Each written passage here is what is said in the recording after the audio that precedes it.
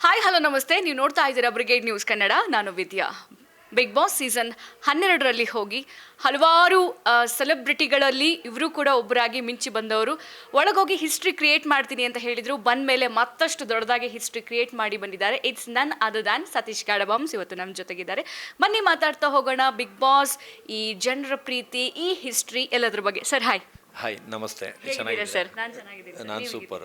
ಬಂದಮೇಲಂತೂ super. ನರಕದಿಂದ ತಪ್ಸ್ಕೊಂಡು ಬಂದೆ ಅಂತಲೇ ಅನ್ಕೋಬೇಕು. ಯಾಕಂದರೆ ಅಷ್ಟು ಅನುಭವಿಸ್ಬಂಡ್ಮೇಲೆ ನರಕಕ್ಕಿಂತ ವರ್ಸ್ಟ್ ಅನಿಸ್ಬಿಡ್ತು. ಅಂದರೆ ಬಿಗ್ ಬಾಸ್ ಅಲ್ಲ, ಒಳಗಿರೋ ಜನಗಳು ಅಷ್ಟು ಹಿಂಸೆ ಕಷ್ಟ ತೊಗೊಂಡು ಆಚೆ ಬಂದಿದ್ದೀನಿ. ಓಕೆ ಸರ್, ನಿಮ್ಮ ರಿಯಲ್ ಲೈಫಲ್ಲೂ ಅಪ್ ಆ್ಯಂಡ್ ಡೌನ್ಸ್ ಇತ್ತು. ಇಲ್ಲೂ ಕೂಡ ಜನರಿದ್ರು, ಕಾಲು ಎಳೆಯೋರು ಮತ್ತೊಬ್ರು, ಅಲ್ಲೂ ಸೇಮ್ ಇತ್ತು. ಏನು ಡಿಫ್ರೆನ್ಸ್ ಇತ್ತು ಅದರಲ್ಲಿ? ರಿಯಲ್ ಲೈಫಲ್ಲಿ ಅಪ್ ಆ್ಯಂಡ್ ಡೌನ್ಸು ನನಗೆ ಇರಲೇ ಇರಲಿಲ್ಲ, ಬರೀ ಅಪ್ಸೇನೆ. ಯಾಕಂದ್ರೆ ನಾನು ನಡೆದಿದ್ದೇ ದಾರಿ ಥರ. ನಾನು ಅವರಿವರು ಬಂದು ಈಗ ಒಂದು ಆನೆ ಹೋಗ್ತಾ ಇದ್ರೆ ಬೀದಿ ನಾಯಿ ಬೊಗಳಿದ್ರೆ ಅದು ತಲೆ ಕೆಡಿಸ್ಕೊಳ್ಳಲ್ಲ. ಆ ಥರ ನಾನು ಏನಕ್ಕೂ ತಲೆ ಕೆಡಿಸ್ಕೊಂಡವನೇ ಅಲ್ಲ. ನನಗೆ ತಲೆನೋವು ಅನ್ನೋದೇ ಗೊತ್ತಿಲ್ಲ. ಅಂದರೆ ತಲೆನೋವು ಬರ್ಸ್ಕೊಳ್ಳೋಕ್ಕೆ ನಾನು ಏನು ತಲೆಗೂ ಹಾಕ್ಕೊಳ್ಳಲ್ಲ. ಇವಾಗ ಯಾರು ಏನಂದ್ರು ಈಗ ಕೇಳಿ ಈಗ ಬಿಡ್ತೀನಿ. ಅಷ್ಟು ಕೂಲ್ ಮನುಷ್ಯ. ಅಂದರೆ ಏನು ನೆಗೆಟಿವ್ನು ಪಾಸಿಟಿವ್ ಆಗಿ ತೊಗೊಳ್ತೀನಿ. ಯಾಕಂದರೆ ಅದರಿಂದನೇ ಒಂದು ಮನುಷ್ಯ ಬೆಳೆಯೋಕ್ಕಾಗೋದು. ನಾವು ಅವ್ರಿಗೆ ಬೈಕೊಂಡು ಕೂತ್ಕೊಂಡ್ರೆ ಅವರು ಜಾಸ್ತಿ ಮಾಡ್ತಾರೆ. ಆದರೆ ನಾನು ಅವ್ರಿಗೆ ಹೊಗಳ್ತೀನಿ, ಅವ್ರಿಗೆ ಥ್ಯಾಂಕ್ ಯು ಅಂತೀನಿ, ಅವ್ರಿಗೆ ಬೆಗ್ ಮಾಡ್ತೀನಿ, ಪ್ಲೀಸ್ ಇನ್ನೂ ಜಾಸ್ತಿ ಬೈರಿ ಅಂತಲೂ ಕಮೆಂಟ್ ಮಾಡ್ತೀನಿ. ನಾನು ಅದನ್ನು ನೋಡಿದೆ. ಎಲ್ಲಿ ಅಂದರೆ ಇನ್ಸ್ಟಾಗ್ರಾಮಲ್ಲಿ ತುಂಬ ಜನ ನಿಮ್ಮನ್ನ ಟ್ರೋಲ್ ಮಾಡಿದ್ರು. ಎಲ್ಲ ಟ್ರೋಲ್ಸ್ಗೋಗಿ ನೀವು ರಿಯಾಕ್ಟ್ ಮಾಡಿದ್ದೀರಿ. ಹೌದು, ಲೈಕ್ ಕೊಟ್ಟಿದ್ದೀನಿ, ಹಾರ್ಟ್ ಸಿಂಬಲ್ ಕೊಟ್ಟಿರ್ತೀನಿ, ಆ ಥರ. ಯಾಕಂದ್ರೆ ನಾನು ಬೈದವ್ರಿಗೆ ಇಷ್ಟ. ಯಾಕಂದರೆ ಅದನ್ನು ಏನು ಮಾಡ್ತಾರೆ, ಅವ್ರು 1000 ಜನಕ್ಕೆ ನೋಡಿ ಬೈದಿದ್ದೀನಿ ಅಂತ ಶೇರ್ ಮಾಡ್ತಾರೆ. ಆದರೆ ಒಂದು ಒಳ್ಳೆದು ಬಂದಿದ್ದರೆ ಅದನ್ನು ಯಾರೂ ಮಾತಾಡಲ್ಲ. ಅದರಿಂದ ನಾನು ಒಳ್ಳೆಯವ್ರಿಗೆ ಲಾಸ್ಟ್ ಆಪ್ಷನ್ ಇಟ್ಕೊಳ್ತೀನಿ, ಬೈದವ್ರಿಗೆ ಫಸ್ಟ್ ಆಪ್ಷನ್ ಇಟ್ಕೊತೀನಿ. ಅವ್ರಿಗೆ ದಯವಿಟ್ಟು ಬೇಕಾದ್ರೆ ಇನ್ನೂ ಸ್ಕ್ರೀನ್ಶಾಟ್ ತೋರಿಸ್ತೀನಿ ಇನ್ಸ್ಟಾಗ್ರಾಮಲ್ಲಿ.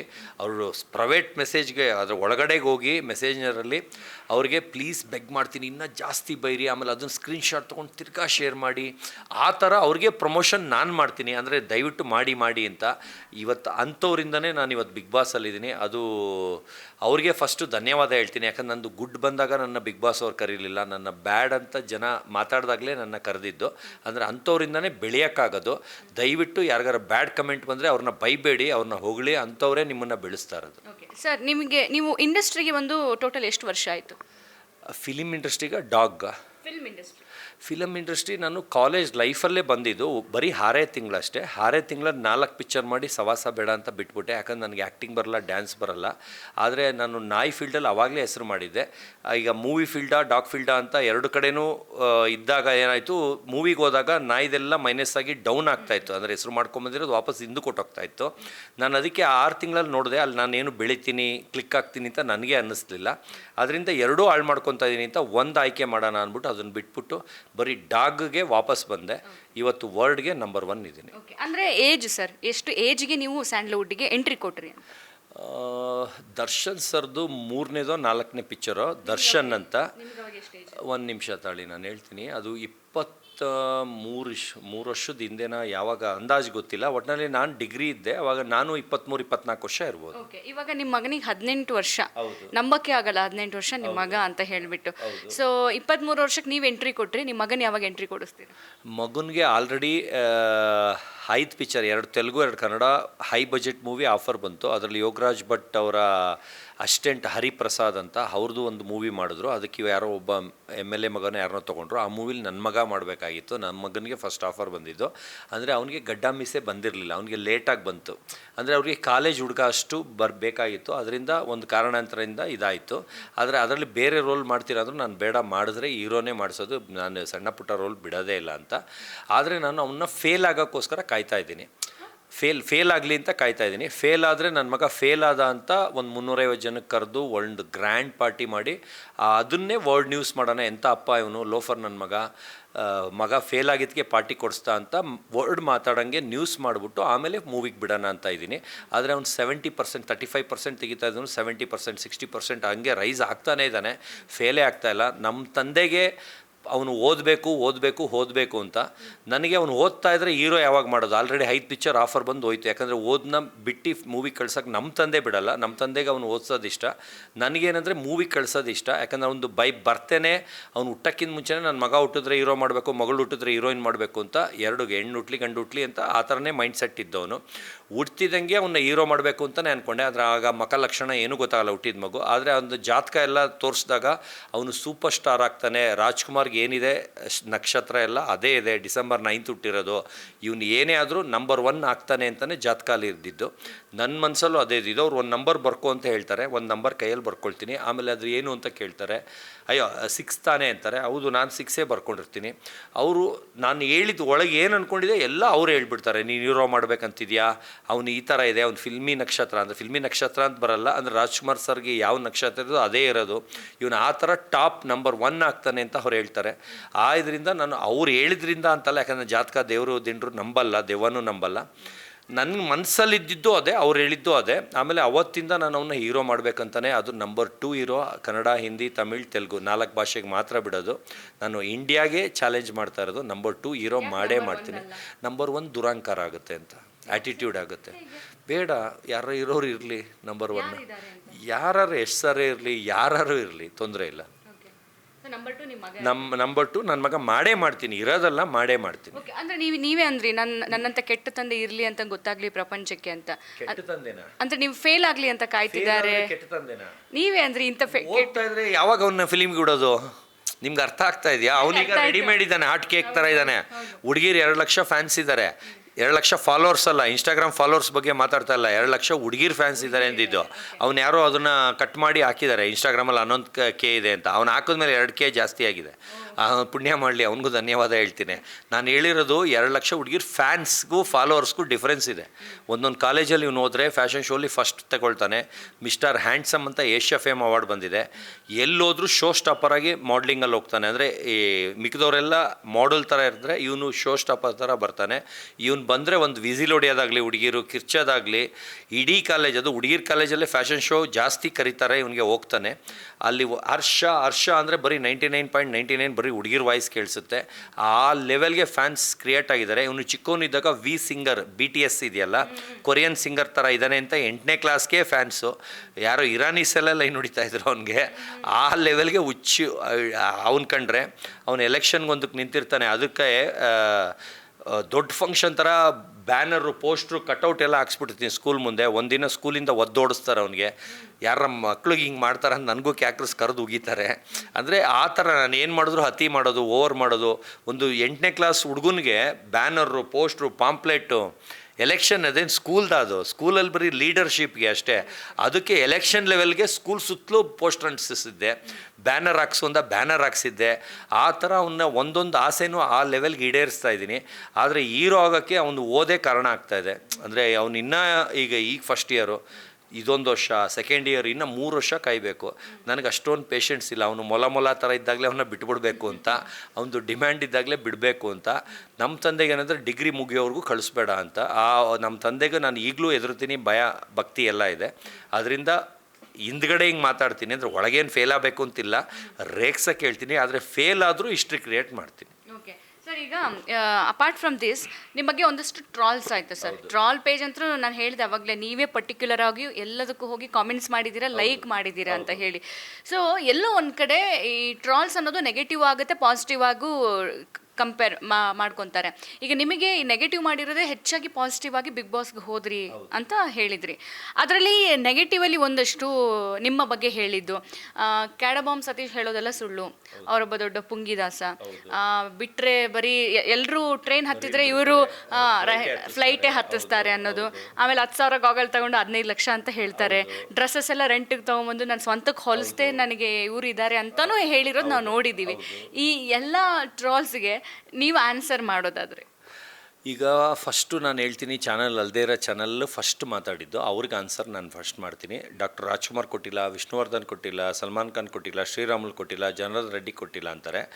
ಅದನ್ನು ಯಾರು ಅವ್ರ ಚಾನಲ್ ಅವರೇ ಪ್ರೂವ್ ಮಾಡಲಿ, 5 ಲಕ್ಷ ಕ್ಯಾಶ್ ಪ್ರೈಸ್ ಬಹುಮಾನ ಕೊಡ್ತೀನಿ. ಇದು ಅವ್ರಿಗೆ ಚಾಲೆಂಜು. ಅಂದರೆ ನಾನು ಎಷ್ಟು ಕೊಟ್ಟಿದ್ದೀನಿ, ಯಾರ ಥ್ರೂ ಕೊಟ್ಕೊಂಡಿದ್ದೀನಿ, ಅವ್ರ ಹೆಸರುಗಳೆಲ್ಲ ಹೇಳ್ತೀನಿ. ರಾಜ್ಕುಮಾರ್ ಸರ್ ಮನೆಗೆ SI ಗೋವಿಂದರಾಜ್ ಅವ್ರನ್ನ ಕರ್ಕೊಂಡೋಗಿದ್ದೆ. ಅಷ್ಟು ದೊಡ್ಡ ಮನುಷ್ಯರದು ನಾನು ಇಲ್ಲಿ ಹೆಸರು ತೊಗೊಳ್ತಾ ಇದ್ದೀನಿ. BN ಗಂಗಾಧರ್ನ ಕರ್ಕೊಂಡೋಗಿದ್ದೆ. ಅವ್ರ ಜೊತೆ ಹೋಗ್ಬಿಟ್ಟು ರಾಜ್ಕುಮಾರ್ ಸರ್ ಬದುಕಿದ್ದಾಗ ಅವ್ರ ಮನೆಗೆ ಹೋಗಿ ಕೊಟ್ಟು ಬಂದಿರೋದು. ಪುನೀತ್ ರಾಜ್ಕುಮಾರು ಲೈವ್ ಆಗಿ ನೋಡಿದ್ದಾರೆ, ಪಾರ್ವತಮ್ಮ ರಾಜ್ಕುಮಾರು ಲೈವ್ ಆಗಿ ಮನೇಲಿದ್ದರು, ಅವ್ರ ವರ್ಕರ್ಸು ಡ್ರೈವರ್ಸು ಎಲ್ಲರೂ ಇದ್ದರು. ಅದು ಕೊಟ್ಟೋದ್ಮೇಲೆ ಶಿವರಾಜ್ ಕುಮಾರ್ ಸರ್ಗೂ ಗೊತ್ತಾಗಿರುತ್ತೆ, ರಾಘವೇಂದ್ರ ಸ್ವಾಮಿ ಅವರು ಇಲ್ಲದೇ ಇದ್ದರೂ ಗೊತ್ತಾಗಿರುತ್ತೆ, ಹಿಂಗೆ ಯಾರೋ ಸತೀಶ್ ಅನ್ನೋರು ಬಂದು ಕೊಟ್ಟೋದ್ರು ಅಂತ. ಅವರೆಲ್ಲರೂ ಸಾಕ್ಷಿ. ಅವ್ರು ಎಲ್ಲ ಮನೆ ಒಳಗಿಂದನೋ ಇಲ್ಲ B N Gangadhar S A ಗೋವಿಂದರಿಂದ ಸತೀಶ್ ಹೇಳ್ತಾರೆ ಸುಳ್ಳು, ನಮ್ಮ ಹೆಸರು ಎತ್ಕೊಂಡ್ರೆ ಸುಳ್ಳು ಅಂದರೆ 5 ಲಕ್ಷ ಬಹುಮಾನ ಕೊಡ್ತೀನಿ.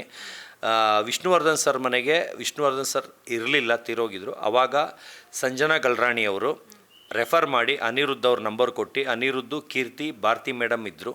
3 ಜನ ಇದ್ದಾಗ ಟಿಬೆಟಿಯನ್ ಮ್ಯಾಸ್ಟಿಫ್ ಮನೆಗೆ ಹೋಗಿ ಕೊಟ್ಟು ಬಂದಿದ್ದೀನಿ, ಅದು ಫ್ರೀಯಾಗಿ. ಅದು ಕೀರ್ತಿ ಮೇಡಮ್ ಫೋಟೋ ಲಾನಲ್ಲಿ ಇಟ್ಕೊಂಡು ಸೀರೆ ಉಟ್ಕೊಂಡು ಕೂತ್ಕೊಂಡಿರೋದು ನನ್ನ ಇನ್ಸ್ಟಾಗ್ರಾಮಲ್ಲಿ ಹಾಕ್ಕೊಂಡಿದ್ದೀನಿ. ಅದನ್ನು ಯಾರು ಸುಳ್ಳು ಅವರು ಕೊಟ್ಟಿಲ್ಲ ಅಂದರೆ ಅದಕ್ಕೆ 5 ಲಕ್ಷ, ಅದಕ್ಕೆ ಸಪ್ರೇಟ್ ಬಹುಮಾನ. ಆಮೇಲೆ ಶ್ರೀರಾಮುಲು ಜನಾರ್ದನ್ ರೆಡ್ಡಿ ಅವ್ರಿಗೆ 31 ಲಕ್ಷಕ್ಕೆ ದುಡ್ಡಿಗೂ ಕೊಟ್ಟಿದ್ದೀನಿ, ಫ್ರೀನೂ ಕೊಟ್ಟಿದ್ದೀನಿ. ಇವಾಗ ಅವರು A to B ಅಂತ ದೇವನಹಳ್ಳಿ ರೋಡಲ್ಲಿ ಇದೆ, ಅಲ್ಲಿ ಬಂದು ಶ್ರೀರಾಮುಲು ಸರ್ದು ಒಂದು ದೊಡ್ಡ ಬಂಗ್ಲಾನೇ ಇದೆ, ಅಲ್ಲಿ 2 ಅಸ್ಕಿ ಇದೆ. ಅದಕ್ಕಿಂತ ಹಿಂದೆದು ನಾನೇ ಕೊಟ್ಟಿರೋದು, ಅಸ್ಕಿವರೆಗೂ ಇವಾಗಲೂ ನಾನೇ ಕೊಡ್ತಾ ಇರೋದು. ಅದ್ರ ಟೋಟಲ್ 31 ಲಕ್ಷ ಆಗಿದೆ, ಬರೀ ಅವ್ರೊಬ್ರಿಗೆ ಕೊಟ್ಟಿರೋದು.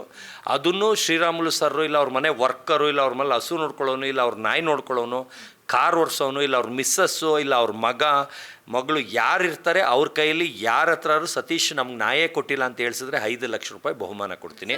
ಅದು ಸಪ್ರೇಟು ಅಲ್ಲ, ಒಂದೊಂದಕ್ಕೂ ಕ್ಲಾರಿಟಿ ಕೊಡ್ತೀನಿ ನಿಮಗೆ. ಈ ಥರ ದಮ್ಮಿದ್ರೆ ಅವರು ಚಾಲೆಂಜ್ ಮಾಡಲಿ, ಅಂದರೆ ಇವಾಗ ಹೇಳೋದು ದೊಡ್ಡದಲ್ಲ, ಅದನ್ನು ಪ್ರೂವ್ ಮಾಡಲಿ. 5 ಲಕ್ಷ ಕ್ಯಾಶ್ ಪ್ರೈಸ್ ಕೊಡ್ತೀನಿ, ಇಷ್ಟು ಓಪನ್ ಆಗಿ ಹೇಳ್ತಾ ಇದ್ದೀನಿ. ನಾನು ಕೊಡಲಿಲ್ಲ ಅಂದರೆ ಅವರು ಎಲ್ಲರ ಮುಂದೆ ಚಪ್ಪಲಿ ತೊಗೊಂಡು ಹೊಡಿಲಿ, ಒಡ್ಸ್ಕೊಳ್ಳೋಕ್ಕೂ ರೆಡಿ ನಾನು, ಆಯಿತಾ. ಅದು ಬಿಟ್ಟು ಸಲ್ಮಾನ್ ಖಾನ್ ಕೊಟ್ಟಿಲ್ಲ ಅಂದರು, ಅದು ಮೇಕಪ್ ಮ್ಯಾನ್ ಥ್ರೂ ಕೊಟ್ಟೆ, ಅವರು ಸಾಕಾಗದೆ ಅದನ್ನು ವಾಪಸ್ ಮೇಕಪ್ ಮನ್ಗೆ ವಾಪಸ್ ಕೊಟ್ಟರು. ಮೇಕಪ್ ಮನೆಯಲ್ಲಿ ಅದು ಎಷ್ಟು ವರ್ಷ ಇದ್ದು ಸತ್ತೋಯ್ತೋ ಗೊತ್ತಿಲ್ಲ, ಇದೆಲ್ಲ 10 ವರ್ಷದ ಹಿಂದೆ ಕತೆಗಳು. ಆದರೆ ಶ್ರೀರಾಮುಲು ಮಲ್ಲಿ ಇವಾಗಲೂ ಇದೆ, ಸಂಜನಾ ಗಲ್ರಾಣಿ ಮನೇಲಿ ಇವಾಗಲೂ ಇದೆ, ಸುಲ್ತಾನ್ ಅಂತ, ಅದನ್ನು ನಾನೇ ಸಂಜನಾ ಗಲ್ರಾಣಿ ಕೊಟ್ಟಿರೋದು, ಇವತ್ತು ನಾನೇ ಓನರ್, ಅದಕ್ಕೆ ಟರ್ಮ್ಸ್ ಥರ ಕೊಟ್ಟಿರೋದು. ಆಮೇಲೆ 10,000 ಬಾಡಿಗೆಗೆ ತರ್ತಾರೆ ಅಂತ ಹೇಳಿದ್ರು. ನಾನು ಮನೇಲಿ ಒಂದು ನಾಯಿನೂ ಇಟ್ಕೊಳ್ಳಲ್ಲ, ನಾನು ಯಾವ ನಾಯಿ ತೊಗೊಂಡ್ರು ಕಂಡವ್ರ ಮನೆಗೆ ಅವ್ರು ಸಾಕ್ಕೊಳ್ಳೋದು, ನಾನು ದುಡ್ಕೊಳ್ಳೋದು. ಓನರ್ ನಾನು ಇರ್ತೀನಿ, ಪೇಪರ್ ನನ್ನ ಹೆಸರಲ್ಲಿರುತ್ತೆ, ನಾಯಿ ಅಲ್ಲಿರುತ್ತೆ. ಅದನ್ನೊಂದು ಶೋ ಕರ್ಕೊಂಡು ಹೋಗ್ತೀನಿ, ನಾನು ದುಡ್ಡು ಮಾಡ್ಕೊಂಡು ಬರ್ತೀನಿ, ಅವ್ರಿಗೆ 1 ರೂಪಾಯಿ ಕೊಡೋಲ್ಲ ಮನೇಲಿ ಬಿಟ್ಟವ್ರಿಗೆ. ಅವರು ಅದರದ್ದು ಊಟ ಹಾಕೋದು, ನೋಡ್ಕೊಳ್ಳೋದು, ಟ್ರೀಟ್ಮೆಂಟು, ಖರ್ಚು ವೆಚ್ಚ ಎಲ್ಲ ಅವ್ರದ್ದು. ಅವ್ರಿಗೆ ಶೋಕಿ, ನನಗೆ ಬಿಸ್ನೆಸ್ಸು. ನಾನು ಯಾವುದು 10,000ಕ್ಕೆ ಬಾಡಿಗೆಗೆ ತಂದಿಲ್ಲ. ಅವ್ರು ಯಾವ್ದು ಹೇಳ್ತಾರೆ ಅವ್ರ ಮನೆಗೆ ಕರ್ಕೊಂಡು ಹೋಗ್ತೀನಿ, ಅವ್ರ ಮನೆಯಿಂದ ಅವ್ರ ಕೈಲಿ ಬಾಯಲ್ಲಿ ಹೇಳ್ಸಿ ಇದು ಅವ್ರ ಓನರ್ ಅಂತ, ಅದಕ್ಕೂ 5 ಲಕ್ಷ ಬಹುಮಾನ ಕೊಡ್ತೀನಿ. ಅಂದರೆ ಸರ್ ಹಸ್ಕಿಗೆ 31 ಲಕ್ಷ ವ್ಯಾಲ್ಯೂ ಇದೆಯಾ? ನಾನು ಒಂದು ನಾಯಿ ಅಂತ ಹೇಳಿದ್ನ ಮೇಡಮ್ ನಿಮಗೆ, ಟೋಟಲ್ಲಾಗಿ 31 ಲಕ್ಷಕ್ಕೆ ನಾಯಿ ಕೊಟ್ಟಿದ್ದೀನಿ 20 ವರ್ಷದಿಂದ. ಶ್ರೀರಾಮುಲು ಸರು ಒಂದು ಚಿಕ್ಕ ಮನೇಲಿದ್ದರು ಬಳ್ಳಾರಿಲಿ, ಅವಾಗಿಂದ ನನಗೆ ಫ್ರೆಂಡು. ಟೋಟಲ್ಲಾಗಿ ಶ್ರೀರಾಮುಲು, ಕರುಣಾಕರ್ ರೆಡ್ಡಿ, ಇನ್ನೊಬ್ಬರು ಏನು ಕರುಣಾಕರ್ ರೆಡ್ಡಿ, ಶ್ರೀರಾಮುಲು, ಜನಾರ್ದನ್ ರೆಡ್ಡಿ 3 ಜನದ್ದು ಸೇರಿ 31 ಲಕ್ಷಕ್ಕೆ ಕೊಟ್ಟಿದ್ದೀನಿ. ಆದರೆ ಅಷ್ಟು ದುಡ್ಡು ಶ್ರೀರಾಮುಲು ಒಬ್ಬರೇ ಪೇಮೆಂಟ್ ಮಾಡಿರೋದು, ಅವ್ರಿಗೆ ಕೊಟ್ಟಿದ್ದೂ ಇವರೇ ಪೇಮೆಂಟ್ ಮಾಡಿರೋದು. Total dogs 31 lakh.